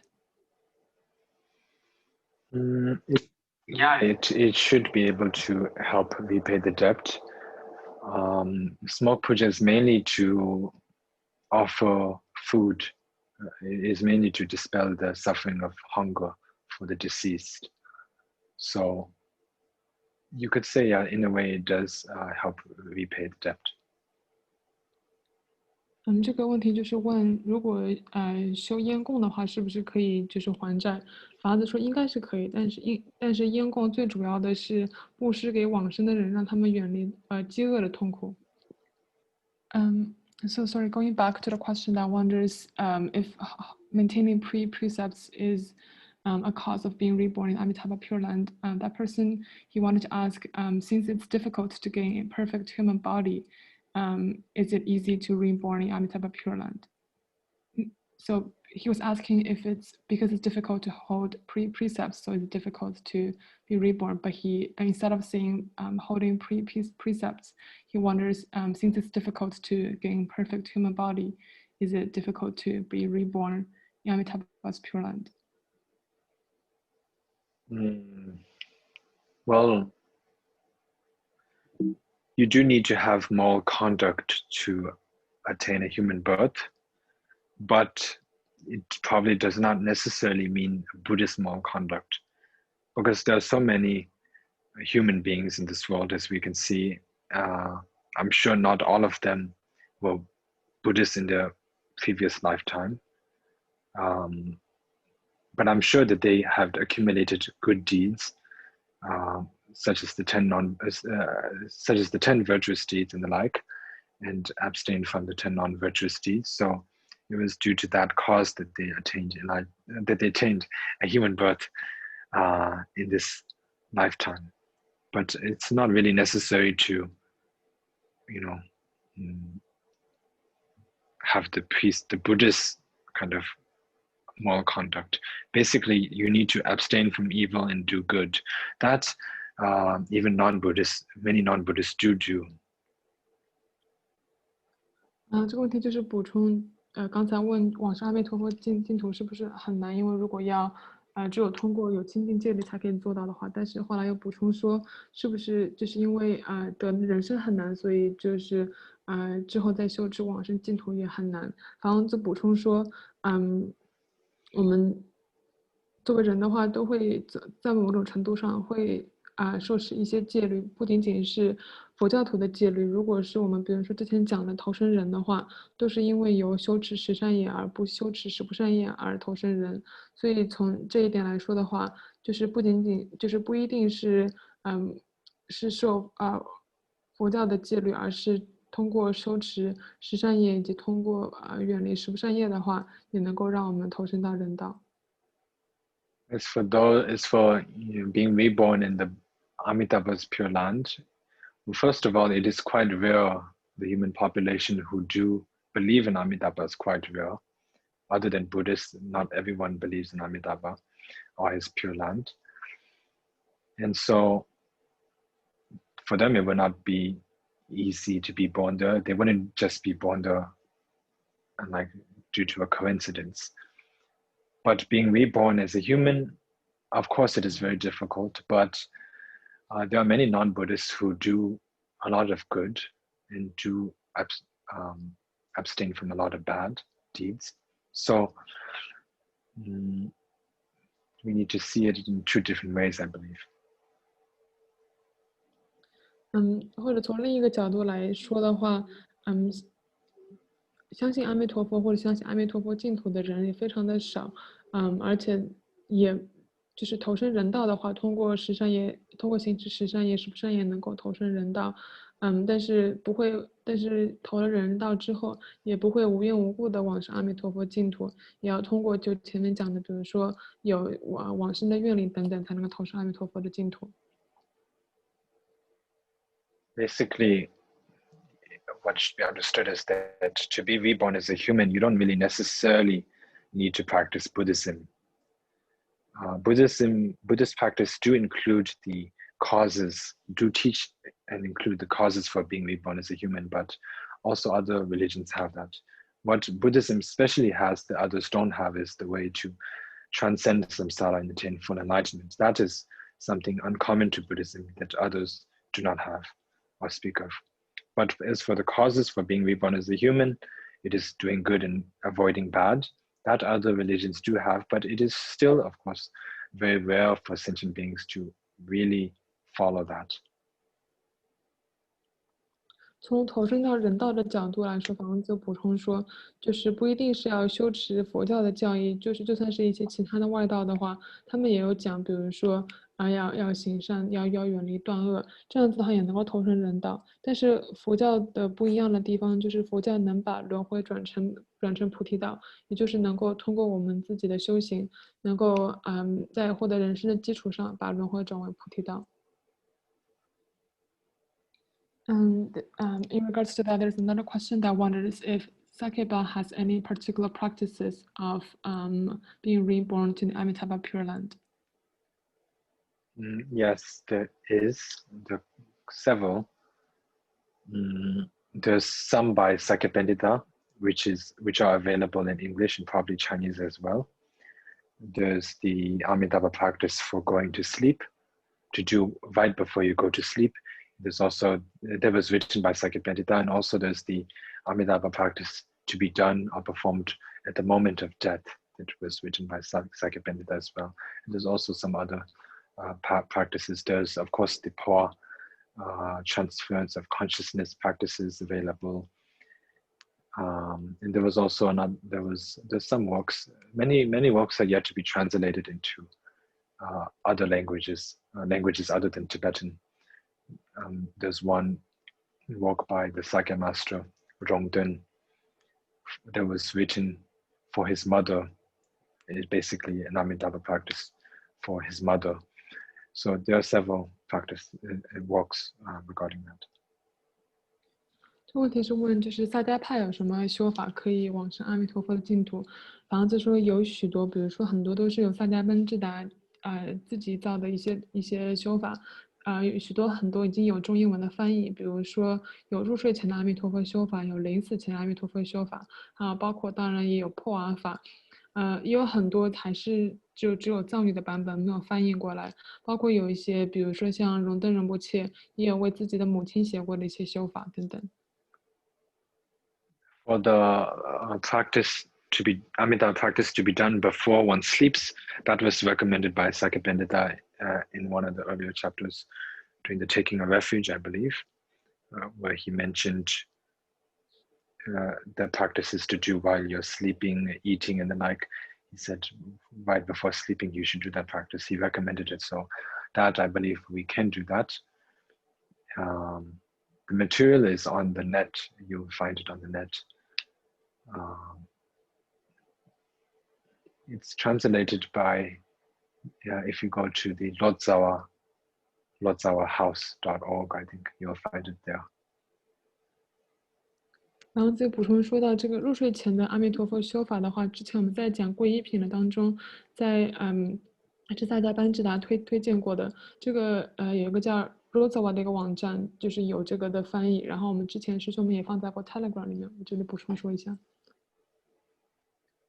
And there's a question that regards to organ donation. So if one has the wish to donate their organ after being dead for 3 days, what will happen? And what if one didn't have the wish to donate their organ, but their family had the wish and has signed a paper?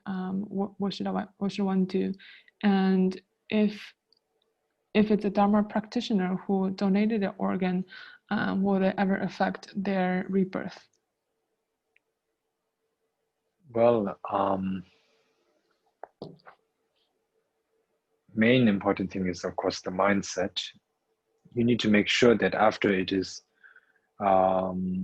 donated, or even if it is donated, whether it's donated while you're living or it's going to be donated later on after you die, you need to make sure that you're not going to feel regret about it later. You need to be sure about the decision, and you need to be okay with it, and there needs to be the wish to actually for there to be benefit for the recipient, whoever's going to receive the organ, for there to be benefit for that person. If there's such a thought and it's donated, then that is very good as a Dharma practitioner. Otherwise, if you're going to feel regret for donating it, and then it's no use. I mean, of course, the other person will receive benefit, but on your part, you'll receive some benefit for just because of the act of giving or donating, but because your mindset, it wasn't really in your heart or mind to give it to them in the first place. it's difficult for great results to occur due to that. 这个问题是问关于器官捐赠的问题。法王子说，关于器官捐赠的话，最主要的还是我们的意，就是我们的心是怎么样的。如果说我们不后悔我们捐赠的这个决定的话，如果我们真的想要去帮助到人，然后我们在捐了之后也不后悔的话，那就没有问题。但是如果说我们捐了以后，或者同意捐了以后升起后悔心的话，那就没有太大的意义。就比如说，在对于得到这个得到我们捐助器官的人的角度来说，那当然是非常有意义、非常有帮助。但是从我们的角度来说的话，如果我们捐赠了以后升起后悔心的话，确实有一些通过这个布施或者通过这个捐赠有一些功德。但是如果我们的意就是我们的心有后悔的话，就是也没有非常大的功德。And one wonders what one should do to help combat any obstacles one faces during one's natal year. During one's natal year. So, for example, it's the year of rat, and then one was born in the year of rat. Well, usually for that, for us, like Tibetan Buddhists, then we would ask the one's guru or teacher to do a divination, and then the teacher would do the divination, and some pujas will be recommended to avert any obstacles to one's life, like long life pujas, and then there will be long life pujas to increase one's lifespan, and protectors pujas and the like to avert obstacles and the like. So then we ask the monasteries to do those pujas, and then things work out quite well due to that. So that's what we would usually do. 这个问题是问，就是像本命年这样不顺利的事情的话，要to add on that, and one wonders how many sutras or mantras or how much should one read in order to combat those obstacles? Well, it varies. The divination itself will tell you what kind of pujas or what type kind of sutras or books you should read. So based on that, then you should read whatever you can. But other than that, as much as you can, whatever it is, medicine Buddha mantras or long life mantras, there's not really a fixed number. The divination will give you most likely a fixed number. But if you're not relying on the divination, then it is, and if you're just going to do it by yourself, then however much you can do, that is good. 这个问题是问，就是像本命年这样不顺利的事情，要念多少的念诵回咒有效果？法王子说，就是在他们藏地的话，就会请上师修法，然后或者请寺庙里面念长寿经等等这样做回遮。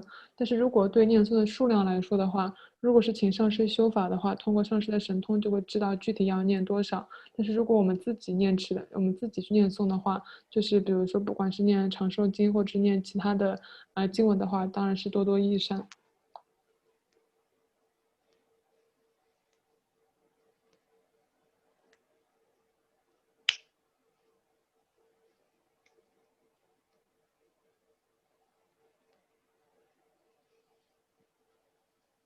And going back to the question of what one should do to repay the people that they've owned in their past lives, and one wonders,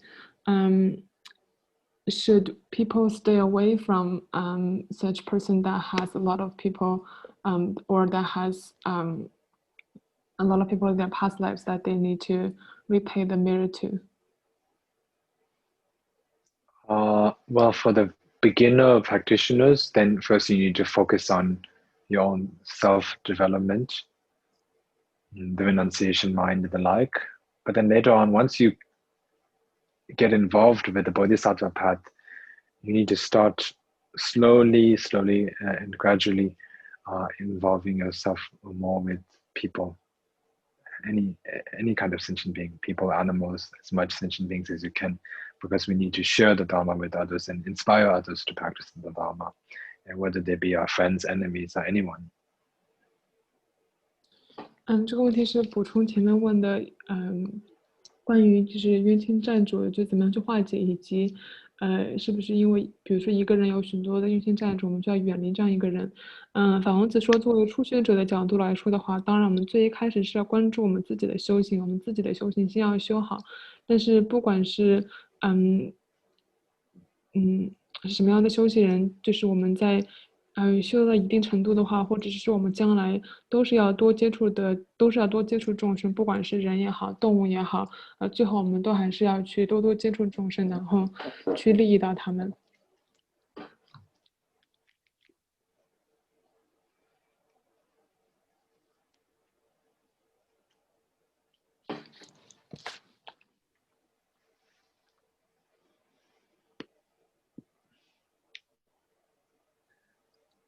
There's one question that wonders what is the Vajrayana way of taking refuge? The Vajrayana way of taking refuge is usually included with the empowerments, the Vajrayana empowerments of any of the 4 classes of Tantra. So when you receive the empowerments from the Guru, you'll receive the Vajrayana refuge along with it, the vows, the Vajrayana refuge vows. But I do not really know too much about the Vajrayana refuge because I have not really devoted much of my time in the studies of Vajrayana so far. 这个问题是问什么是密皈依？法王子说密皈依的基础就是首先要有灌顶，从上师那里获得灌顶。但是法王子说他自己也不是最清楚，就是密皈依的一些具体的修持是什么。It's mostly the idea is all kind of similar. The only extra thing that is the Guru. The Guru is more important than the Buddha. So the Guru comes first, and then the Buddha, the Dharma, and the Sangha. The Buddha, unlike the Mahayana or the Sutrayana tradition, which has 3 vehicles, according to the Vajrayana, it varies, but there are more than three bodies, 3 Buddha bodies. There can be 5, like 5 Buddha bodies or 4 Buddha bodies, like. And then the Dharma would be the Vajrayana Dharma. Sangha would be probably the Vidyadharas and the type. 但是可以说的就是，在密乘的皈依当中，上师是更重要的。上师是比佛法僧三宝里面当中的佛宝更加重要。但是就是相比起续部或者是其他的经部，就是只强调佛法僧三宝的话，密宗的皈依是更加强调上师。然后作为佛来说的话，可以有不只是3身，可以有5身或者是4身。然后作为法的话，一定是一定是密宗的法。然后作为僧众的话，就是sorry, just give me a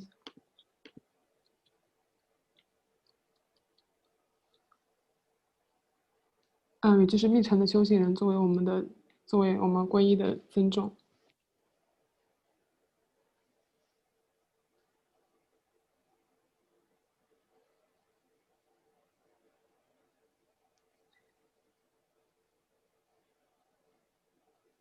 And there's another question that wonders how long after one has died that one won't feel painful anymore. Sorry, the last part? How long after one has died will one not feel painful anymore? Pain. Well, this is quite complicated. A lot happens after you die. Basically, the 4 elements dissolve into each other. So that creates a lot of frightening. The earth element dissolves into the water element, the water into the fire into the wind element. There's a long process. So anyway, during that time, there's a lot of fight. You get frightened, and it's mostly mental pain. There won't really be physical pain. Well, when you die, there will be physical pain, unless you're a very good Dharma practitioner. But after you die, it will mostly be mental pain, mental suffering, because you'll be afraid, and there's the lot of frightening appearances of the pardo, or the intermediate state. So that is kind of the sufferings that you will face. But there's not really any place where there's no pain or suffering as long as you're in samsara. 这个问题是问人死了多长时间之后不会感觉到痛。法王子说这个是一个比较复杂的一个问题，因为在人死了之后，首先四大会分解，然后首先就是地界会融入水界，水界会融入风界，风界会融入火界。但是最重要的痛苦应该是意识所感受到的痛苦。就作为我们修行人的话，我们可能死的时候可能不一定会感觉到很大的痛苦，或者说根据我们死的方法的话，身体的痛苦可能不会感觉到多少，但是最主要的是，意识上感觉到的痛苦以及恐怖，比如说在中阴当中面对的各种恐怖等等。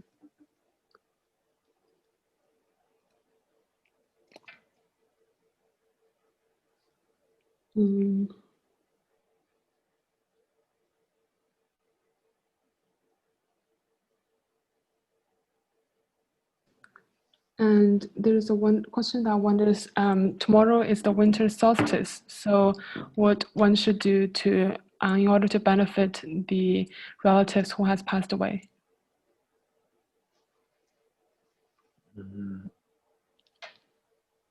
Well, there is, for us, we do have a puja called Mahavirachana Puja, but we would need to ask Sangha members, monks or nuns to do that puja.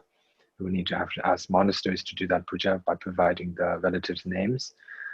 If that is too complicated, then the best is to just recite the Mani mantra as much as you can. Om Mani Padme Hum, the mantra of Avalokiteshvara, which is good, very good for those who have deceased. It has that serves a lot of purposes, and one of them is for the deceased as well. So that is good.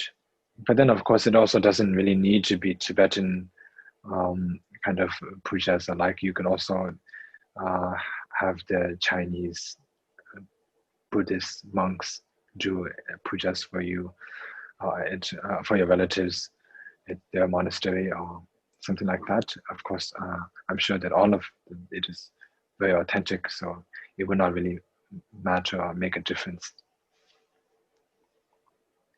这个问题是问，就是明天是冬至，然后怎么样才能够更好的去利益到去世的亲人？法王子说，就是在藏地的话，他们就是在冬至的时候会进行超度，然后来帮助过世的亲人。我们作为修行人的话，就可以念观音心咒，念观音心咒本身就具有很多的功德，然后也可以回向给我们过世的亲人。如果不在藏地的话，我们也可以请寺院或者请寺庙里面做一些法会，做一些超度法会来利益我们过世的亲人。And there's another question that wonders, in the Sakyabha's practice, by making Buddha's sculptures is also a way of purifying misdeeds and clearing the obstacles. And so how many should one make in order to purify obstacles? Yes, well, that would not just be Sakyapa, according to Sakyapa, but to all the Buddhist traditions. So far, I could say the Tibetan, that making Buddha statues is a great way to accumulate merit. There's not really any fixed number, however many you can create, whether you create it yourself or you ask someone else to create it. Any number is good. Even if it's just one, there's a vast merit can be attained by that, even if it's just one statue. There's not really any limit. 这个问题是问，就是做佛像擦擦的话是萨迦巴消业集资进账的一个方法，那做多少个有明显的效果？法王子说做佛像不只是萨迦巴的一个传统，然后其他的教派也有做佛像的这个传统，而且的话做佛像的话，就算是做一个也是有很大的功德，所以就是造佛像的话肯定是多多益善最好，然后造一个也是很有功德。然后刚才补充一下，就法王子在讲到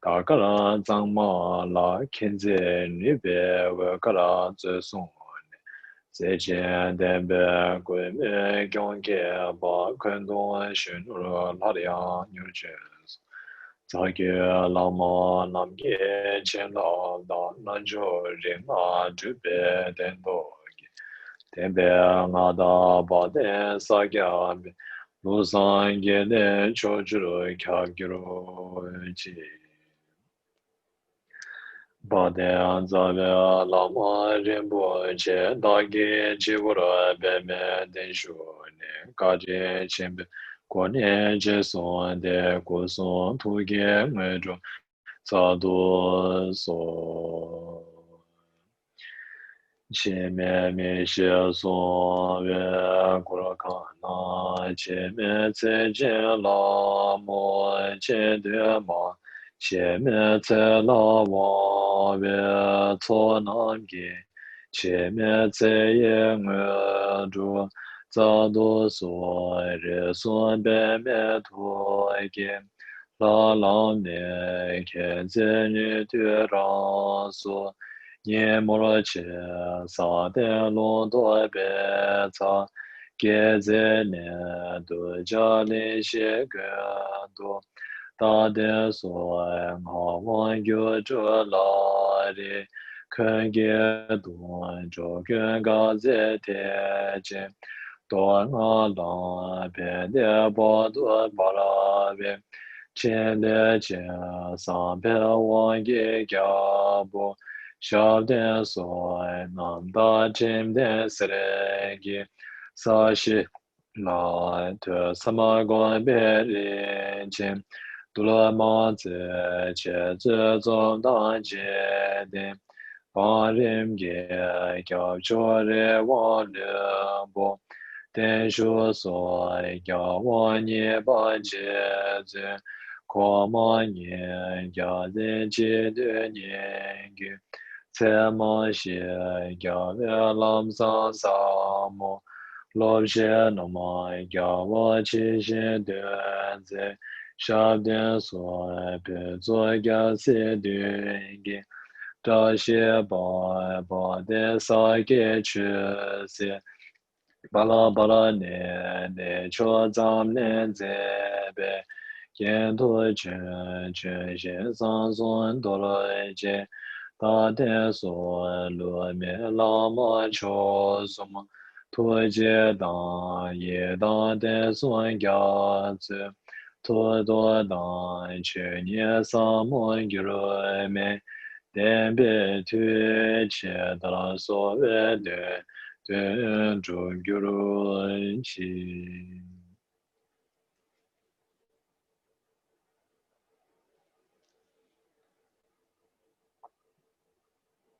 前面王不要完全把面切给你的领主了大的嘛，前段的也不连南巴拉家，前面老乔孙也在把做。我自就送我的多的嘞，等着更干净别难解决，托没看多天嘞多了解也，是什么玩具了钱不晓得说。得到了年年所望大别的，国在天前头什么呀让皮来皮，现当这边这三江边人落在前边远照西游。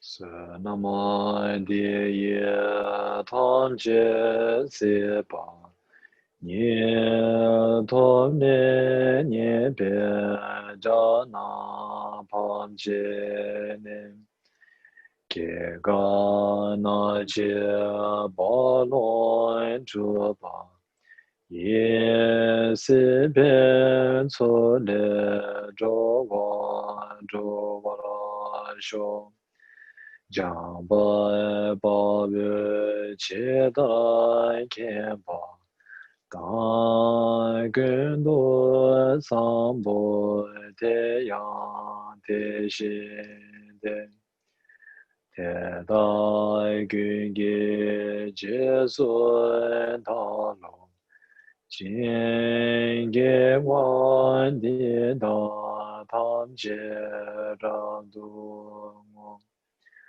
tu sun she be ga wa tam je ge ngo wa kan la cho do nga ba de da ge we za wa de ge jiang sang bo zhi qi ra do ngo wa la ge chang zhou yong wei gyao ba zhou yu bai ke zhui yang zi yong su gang wei nim kang ri zhi de ba sa zi ba sa kia ba ye de ba ge yu ru ji